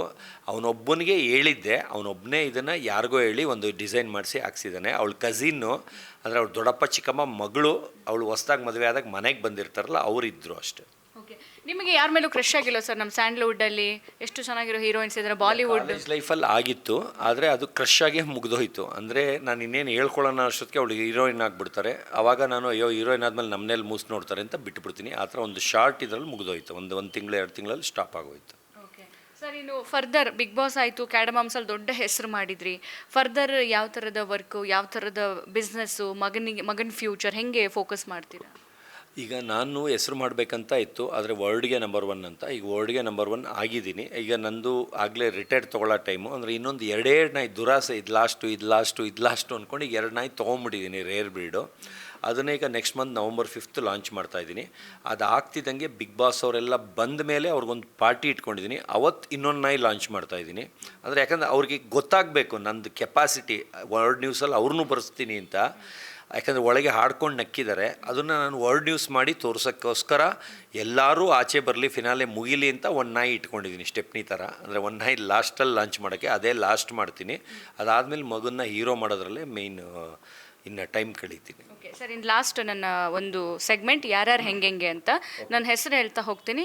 ನಿಮ್ಮ ಪ್ರಕಾರ ಅವ್ರು ಹೆಂಗೆ ಅಂತ ಹೇಳಬೇಕು. ಓಕೆ, ಗಿಲ್ಲಿ ನಟ ಕಾಮಿಡಿ, ಆದರೆ ಅವರು ತುಂಬ ಕೆಟ್ಟ ಬುದ್ಧಿ ಇದೆ, ತುಂಬ ಕೆಟ್ಟ ಬುದ್ಧಿ ಇದೆ, ತುಂಬ ಕೆಟ್ಟ ಬುದ್ಧಿ ಇದೆ. ನೋಡಕ್ಕೆ ಮಳ್ಳಿ ಅಷ್ಟೇ. ಅವರು ಕಾಮಿಡಿ ಮಾಡ್ತಾರೆ, ಅದ್ರ ಜೊತೆಗೆ ತುಂಬ ಕೆಟ್ಟ ಬುದ್ಧಿ ಇದೆ. ಕಾವ್ಯ ಬಂದು ಏನೂ ಮಾತಾಡ್ತಿರಲಿಲ್ಲ, ಅವಾಗ ಅರ್ಥ ಮಾಡ್ಕೊಳ್ಳೋದು ಕಷ್ಟ ಆಗಿತ್ತು. ಆಮೇಲೆ ಅವಳು ಕಲ್ಚರು ಒಳ್ಳೆಯವಳು ಅನ್ನಿಸ್ತು. ಆ ಲಾಸ್ಟಲ್ಲಿ ತುಂಬ ಮರ್ಯಾದೆ ಕೊಡ್ತಾಯಿದ್ರು. ಮಲ್ಲಮ್ಮ ಇನ್ನೋಸೆಂಟು, ತುಂಬ ಒಳ್ಳೆಯವರು. ಪಾಪ ಯಾರನ್ನ ಹೆಂಗೆ ಜಡ್ಜ್ ಮಾಡಬೇಕು, ಯಾರು ಒಳ್ಳೆಯವರು ಕೆಟ್ಟವರು ಅಂತ ಯಾರನ್ನೂ ಕೇಳೋದು ಬೇಡ. ನಾವೆಲ್ಲ ಹೊಟ್ಟೆವ್ರಿಗೆ ಹೇಳ್ಬೋದು, ಸಿಟ್ಟಿಗೆ ಹೇಳ್ಬೋದು. ಮಲ್ಲಮ್ಮ ಹಂಗಲ್ಲ, ಒರ್ಜಿನಲಾಗಿ ಹೇಳ್ತಾರೆ, ಅಷ್ಟು ಇನ್ನೋಸೆಂಟ್. ರಕ್ಷಿತಾ ತುಂಬ ಒಳ್ಳೆಯವಳು. ಅವಳಿಗೆ ಯಾವ ಕೆಟ್ಟ ಬುದ್ಧಿನೂ ಇಲ್ಲ. ಎಲ್ಲರ ಜೊತೆ ಜನ ಉಳ್ತಾರೆ, ಮನ ಉಳ್ತಾಳೆ, ಕೆಲಸ ಮಾಡ್ತಾಳೆ, A to Z ಮಾಡ್ತಾಳೆ. ಒಬ್ಬರಿಂದ ಒಬ್ರಿಗೆ ತಂದಿಕ ಬುದ್ಧಿ ಇಲ್ಲ.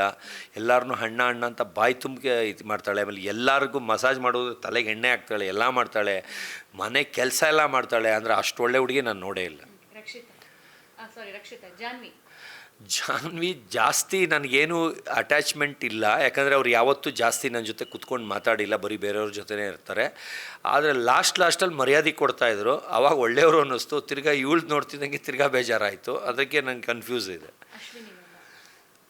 ಅಶ್ವಿನಿ ಗೌಡವರು ನನಗೆ ತುಂಬ ಮರ್ಯಾದೆ ಕೊಡ್ತಾಯಿದ್ರು. ನನಗೆ ಚಪ್ಪಾಲೆ ತಡಿಸಿದ್ದು 3 ಸರಿನೂ ಅವರೇನೆ. ಯಾಕಂದ್ರೆ ನನ್ನ ತುಂಬ ಅಲ್ಲಿಟ್ಟಿದ್ರು, ತುಂಬ ಟಾಪಲ್ಲೇ ಇಟ್ಟಿದ್ರು. ಯಾಕಂದ್ರೆ ಲಾಸ್ಟ್ ದಿನ ನಾನು ಆಚೆ ಬರಬೇಕಾದ್ರು ಕಾಕ್ರೋಚ್ ಸುದಿಯವರು ಅಶ್ವಿನಿ ಗೌಡವರೇ ನನ್ನ ಪರವಾಗಿ ಮಾತಾಡೋದು. ಇಡೀ ಮನೆ ನನ್ನ ದುಶ್ಮನ್ನಾಗಿ ಮಂಜು ಭಾಷಿಣಿ ಹೇಳಿದ ಮಾತು ಕಟ್ಕೊಂಡು ಸ್ಪಂದನ ಹತ್ರನೂ ಇಡಿಸ್ತಾರೆ. ಅದು ನನಗೆ ತುಂಬ ಹರ್ಟ್ ಆಯಿತು. ಯಾಕಂದ್ರೆ ಸ್ಪಂದನ ಅಷ್ಟು ವ್ಯಾಲ್ಯೂ ಕೊಡ್ತಾಳೆ. ಆಮೇಲೆ ನಮ್ಮಿಬ್ಬರದ್ದು ಏನೂ ಇಲ್ಲವೇ ಇಲ್ಲ, ಜಗಳ ಇಲ್ಲ, ಅಂಥವ್ರಿಗೂ ಬ್ರೈನ್ ವಾಶ್ ಮಾಡಿಸಿಸೋದೊಂದು ಬೇಜಾರಾಯಿತು. ಆದರೆ ಅಶ್ವಿನಿ ಗೌಡವರು ನನ್ನ ಬಿಟ್ಕೊಡ್ಲಿಲ್ಲ. ಅದು ನನ್ನ ಖುಷಿ ಆಯಿತು, ಹೆಮ್ಮೆ ಆಯಿತು. ಇಬ್ಬರು ನನ್ನ ಬಗ್ಗೆ ಒರ್ಜಿನಲ್ ಹೇಳಿದ್ರಲ್ಲ ಅಂತ. ಅವರಿಬ್ಬರು ಏನು ಮಾತಾಡಿದ್ರು ಕೇಳಿಸ್ಕೊಂಡ್ರ, ಅದೇ ಒರ್ಜಿನಲ್ಲು. ಜೆಂಟ್ಲ್ಮ್ಯಾನ್ನು, ಒಬಿಡಿಯೆಂಟು, ಆಮೇಲೆ ಈ ಮನೇನ ನೀಟಾಗಿ ಇಟ್ಕೊಳ್ಳೋದ್ರಲ್ಲಿ ದಿ ಬೆಸ್ಟ್ ಅಂತ ಹೇಳಿದ್ರು. ಅವಿಬ್ಬರದು ಒರ್ಜಿನಲ್ಲು, ಮಿಕ್ದವ್ರದ್ದೆಲ್ಲ ಡೂಪ್ಲಿಕೇಟ್. ಆ್ಯಶ್ ಬಂದು ಕೆರ್ಕೊಂಡು ಜಗಳಕ್ಕೆ ಬರ್ತಾಯಿದ್ರು. ಅದರಿಂದ ನನಗೆ ಅವ್ರ ಮೇಲೆ ಯಾವ ಭಾವನೆಯೂ ಅಂದರೆ ಬರಲಿಲ್ಲ. ಫ್ರೆಂಡ್ ಆಗಬೇಕು ಅವು ಏನೂ ಬರಲಿಲ್ಲ. ಯಾಕಂದರೆ ಒಂದು ಏನಾರ ವಿಷಯ ಇದ್ದರೆ ಅಲ್ಲಿಗಲ್ಲಿಗೆ ತಲೆಗೆ ಹಾಕ್ಕೊಳ್ದೆ ಸುಮ್ಮನೆ ಕೂಲಾಗಿ ತೊಗೋಬೇಕು. ಅವ್ರೇನಂದರೆ ನಾಮಿನಿ ಮಾಡಿದ್ರೆ ಅದಕ್ಕೆ ಬಂದು ಏನಕ್ಕೆ ನಾಮಿನಿ ಮಾಡಿದ್ರಿ, ಕಾರಣ ಹೇಳಿ ಅಂತ ಅರ್ಧ ಗಂಟೆ ಜಗಳ. ನಾನು ಅದಕ್ಕೆ ಬಡ್ಕೊಳ್ಳಿ, ಅರ್ಧ ಗಂಟೆ ಆದಮೇಲೆ ಆಯಿತಾ ಹೋಗಿ, ನನಗೆ ಇಷ್ಟ ಇಲ್ಲ. ನೀನು ಬಡ್ಕೊತಿದ್ದೆ ಬಡ್ಕೊ. ನನಗೆ ಯಾಕಂದರೆ ಮಾತು ಬೆಳೆಸಿ ಎನರ್ಜಿ ಲಾಸ್ ಮಾಡಿಕೊಂಡು ನನಗೆ ಇದು ಮಾಡ್ಕೊಳ್ಳೋದು ನಂಗೆ ಇಷ್ಟ ಇಲ್ಲ. ಆ ಥರ ನಾನು ಮಾಡ್ತಾಯಿದ್ದೆ. ಒಂದೇ ಅಕ್ಷರದಲ್ಲಿ ಲಾಸ್ಟಲ್ಲಿ ಓಡಿಸ್ತಾಯಿದ್ದೆ. ಅವರು ನನಗೆ ಬೈಯೋಕ್ಕಾಗದೆ ಚಂದ್ರಪ್ರಭಂಗೆ ನನಗೆ ಬೈಯೋ ಥರ ಹೇಳ್ತಾಯಿದ್ರು. ಚಂದ್ರಪ್ರಭ ನನಗೆ ಯಾಕೆ ಹೇಳ್ತೀರಿ, ಇಲ್ಲೇ ಕೂತವ್ರಲ್ಲ ಅವ್ರಿಗೆ ಹೇಳಿ ಅಂದರೆ ನಮ್ಮಿಬ್ರಿಗೆ ಹೇಳೋಕ್ಕೆ ಅವ್ರಿಗೆ ಮೀಟ್ರಿಲ್ಲ. ಯಾಕಂದರೆ ಅಷ್ಟು ರೋಪ್ ಹಾಕ್ಬಿಟ್ಟಿದ್ದೆ ನಾನು. ಅಭಿಷೇಕು ನನ್ನ ತಟ್ಟೆಗೆ ಬರ್ತಿರಲಿಲ್ಲ, ಆ್ಯಶು ಬರ್ತಿರಲಿಲ್ಲ. ಆ ಥರ ಒಂದು ಮಾತಲ್ಲಿ ಸ್ಟಾಪ್ ಮಾಡಿಸ್ತಾಯಿದ್ದೆ. ಮಂಜು ಭಾಷಿಣಿಯವರು ನನಗೆ ಆಚೆ ಕಳ್ಸೋಕ್ಕೆ ಅವರೇ ಮೇಯ್ನ್ ಕಾರಣ. ಅಂದರೆ ಅದು ಏನಕ್ಕೆ ಅಂತ ಗೊತ್ತಿಲ್ಲ. ಡೇ 1 ನಾನು ಹೈಲೈಟ್ ಆಗ್ತಾಯಿರ್ತೀನಿ 1 ವೀಕು. ಅವಾಗ ಎಲ್ಲರೂ ನೀವು ಸತೀಶ್ನ ಮಾತಾಡ್ಸಿದ್ರೆ ಅವರೇ ನಿಮ್ಮನ್ನ ಇದು ಮಾಡ್ತಾರೆ. ಅದರಿಂದ ಯಾರೂ ಅವ್ರನ್ನ ಇದು ಮಾಡಬೇಡಿ ಅಂತ ಎಲ್ಲರನ್ನೂ ಕಟ್ ಆಫ್ ಮಾಡೋಕ್ಕೆ ಸ್ಟಾರ್ಟ್ ಮಾಡ್ತಾರೆ. ಆಮೇಲೆ ಲಾಸ್ಟಲ್ಲೂ ಅವ್ರನ್ನೇ ನಾಮಿನಿ ಮಾಡಿ ಅಂತ ಎಲ್ಲರಿಗೂ ಗುಂಪುಗಾರಿಕೆ ಮಾಡಿ ಹೇಳ್ತಾರೆ. ಅದ್ರ ತಕ್ಕನಂಗೆ ಸ್ಪಂದನೂ ಸೇರಿಸಿ ನನಗೆ ಓಟ್ ಹಾಕ್ತಾರೆ. ಧ್ರುವಂತೂ ಮಿಸ್ಟರ್ ಪರ್ಫೆಕ್ಟ್ ಥರ, ಬ್ರಾಕೆಟಲ್ಲಿ ಥರ ಅಷ್ಟೇ. ಸ್ಪಂದನ ಒಳ್ಳೆಯವಳು. ಯಾಕಂದರೆ ಒಳ್ಳೆ ಫ್ಯಾಮಿಲಿಯಿಂದ ಬಂದಿದ್ದಾರೆ ಏನೋ ಗೊತ್ತಿಲ್ಲ ಒಂಥರ. ಯಾಕಂದರೆ ನನಗೆ ಬೇರೆಯವರೆಲ್ಲ ಒಂಥರ ಆ್ಯಟಿಟ್ಯೂಡ್ ಆಡ್ತಾಯಿದ್ರು. ಯಾರ ಕ್ಯಾರೆಕ್ಟ್ರು ಬುದ್ಧಿನೂ ನಂಗೆ ಇಷ್ಟ ಆಗಲಿಲ್ಲ. ಸ್ಪಂದನ ಬಂದು ಇರೋದ್ರಲ್ಲಿ ಕಲ್ಚರ್ ಅನಿಸಿದ್ಲು. ಅಂದರೆ ಈ ಡೀಸೆಂಟ್ ಥರ ಮನೆ ಕೆಲಸ ಮಾಡೋದು, ಇದು ಸುಮ್ಮನೆ ಎಗರಾಡೋದು, ಆಮೇಲೆ ಅನ್ನೆಸೆಸರಿ ಜಗಳ ಮಾಡೋದು, ಅವೆಲ್ಲ ಏನೂ ಅನಿಸಿಲ್ಲ. ಒಂದು ಯಾರಿಗೆ ಹೆಂಗೆ ವ್ಯಾಲ್ಯೂ ಕೊಡಬೇಕು ಹಂಗೆ ಕೊಡ್ತಾಯಿದ್ಲು. ಅವಳು ಕಲ್ಚರ್ ಫ್ಯಾಮಿಲಿಯಿಂದ ಬಂದಿದ್ದಾರೆ, ಒಳ್ಳೆಯವಳು ಅಂತ ಅನ್ನಿಸ್ತು. ಧನು ದುರಂಕಾರಿ. ಅಭಿಷೇಕು ಅವನು ಒಳಗೆ ಒಳ್ಳೆಯವನು, ಮೇಲ್ಮೇಲೆ ಬಂದು ಮಾತೆತ್ರ ಜಗಳ ಆಡಿ ಬೈಸ್ಕೊಂಡ್ಮೇಲೆ ಬಂದು ಸಾರಿ ಕೇಳೋನು. ನನಗೆ ಅದೇ ಅರ್ಥ ಆಗಲಿಲ್ಲ. ಏನಕ್ಕೆ ಜಗಳ ಆಡಬೇಕು, ಏನಕ್ಕೆ ಸಾರಿ ಕೇಳಬೇಕು, ಆಮೇಲೆ ಬಂದು ನಿಂದೇ ಕರೆಕ್ಟ್ ಅಂತ ನನಗೆ ಹೇಳೋನು. ಅಂದರೆ ನಂದೇ ಕರೆಕ್ಟ್ ಅಂತ ಹೇಳೋರು. ಆದರೆ ಏನು ಅವ್ರಿಗೆ ಸುಮ್ಮನೆ ಕೂಗಾಡಬೇಕು ಅಂತ ಕೂಗಾಡ್ತಿದ್ರು ಏನೋ ಗೊತ್ತಿಲ್ಲ. ರಾಶಿಕಾ ಬಂದು ಹಿಂಗೆ ಹೋದರೆ ಗುರ್ರ ಅನ್ನೋರು ನಾನು ಹೊಟ್ಟೋಗ್ಬಿಡ್ತಿದ್ದೆ. ಅಂದರೆ ಇಷ್ಟಿಷ್ಟೇ ಮಾತಾಡಿದ್ದು. ಇಷ್ಟಿಷ್ಟು ಮಾತಾಡೋದಕ್ಕೂ ಅವ್ರು ಅರ್ಥ ಮಾಡ್ಕೊಳ್ಳೋದಲ್ಲ, ಕೇಳಿಸ್ಕೊಳ್ಳೋಕ್ಕೂ ಇದಿಲ್ಲ. ಯಾರ್ದೋ ಸಿಟ್ಟು ತೆಗೆದು ನನ್ನ ಮೇಲೆ ತೋರಿಸೋರು. ಅದರಿಂದ ಅವ್ರ ಮೇಲೂ ನಂಗೆ ಅಟ್ಯಾಚ್ಮೆಂಟ್ ಬೆಳೀಲಿಲ್ಲ.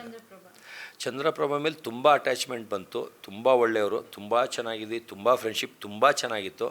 ಆದರೆ ಅದನ್ನೇ ಬರ್ತಾ ಬರ್ತಾ ಬರ್ತಾ ಬರ್ತಾ ಬರ್ತಾ ಅವ್ರದ್ದೇ ನಿಜ ನಂದು ಸುಳ್ಳು ಥರ, ಯಾಕಂದ್ರೆ ನಾವು ಡೇ ಒನ್ನಿಂದನೂ ಮಾಡಿದ ನಾಟಕನೇ.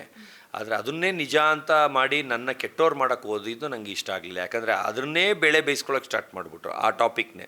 ಫಸ್ಟ್ ತಮಾಷೆ ಬಿಡಿ ಪ್ರೋಮೋ ಅಂತ, ಆದರೆ ಲಾಸ್ಟಲ್ಲಿ ಹಂಗೆ ಮಾಡಿದ್ದು ನಂಗೆ ಬೇಜಾರಾಯಿತು. ಸತೀಶ್ ಕ್ಯಾಡಬಾಮ್ಸು ಅಲ್ಲಿ ಮೆರಿಯಕ್ಕೆ ಹೋದವರು, ಅಂದರೆ ತುಳಿದು ಆಚೆ ಕಳಿಸಿದ್ರು.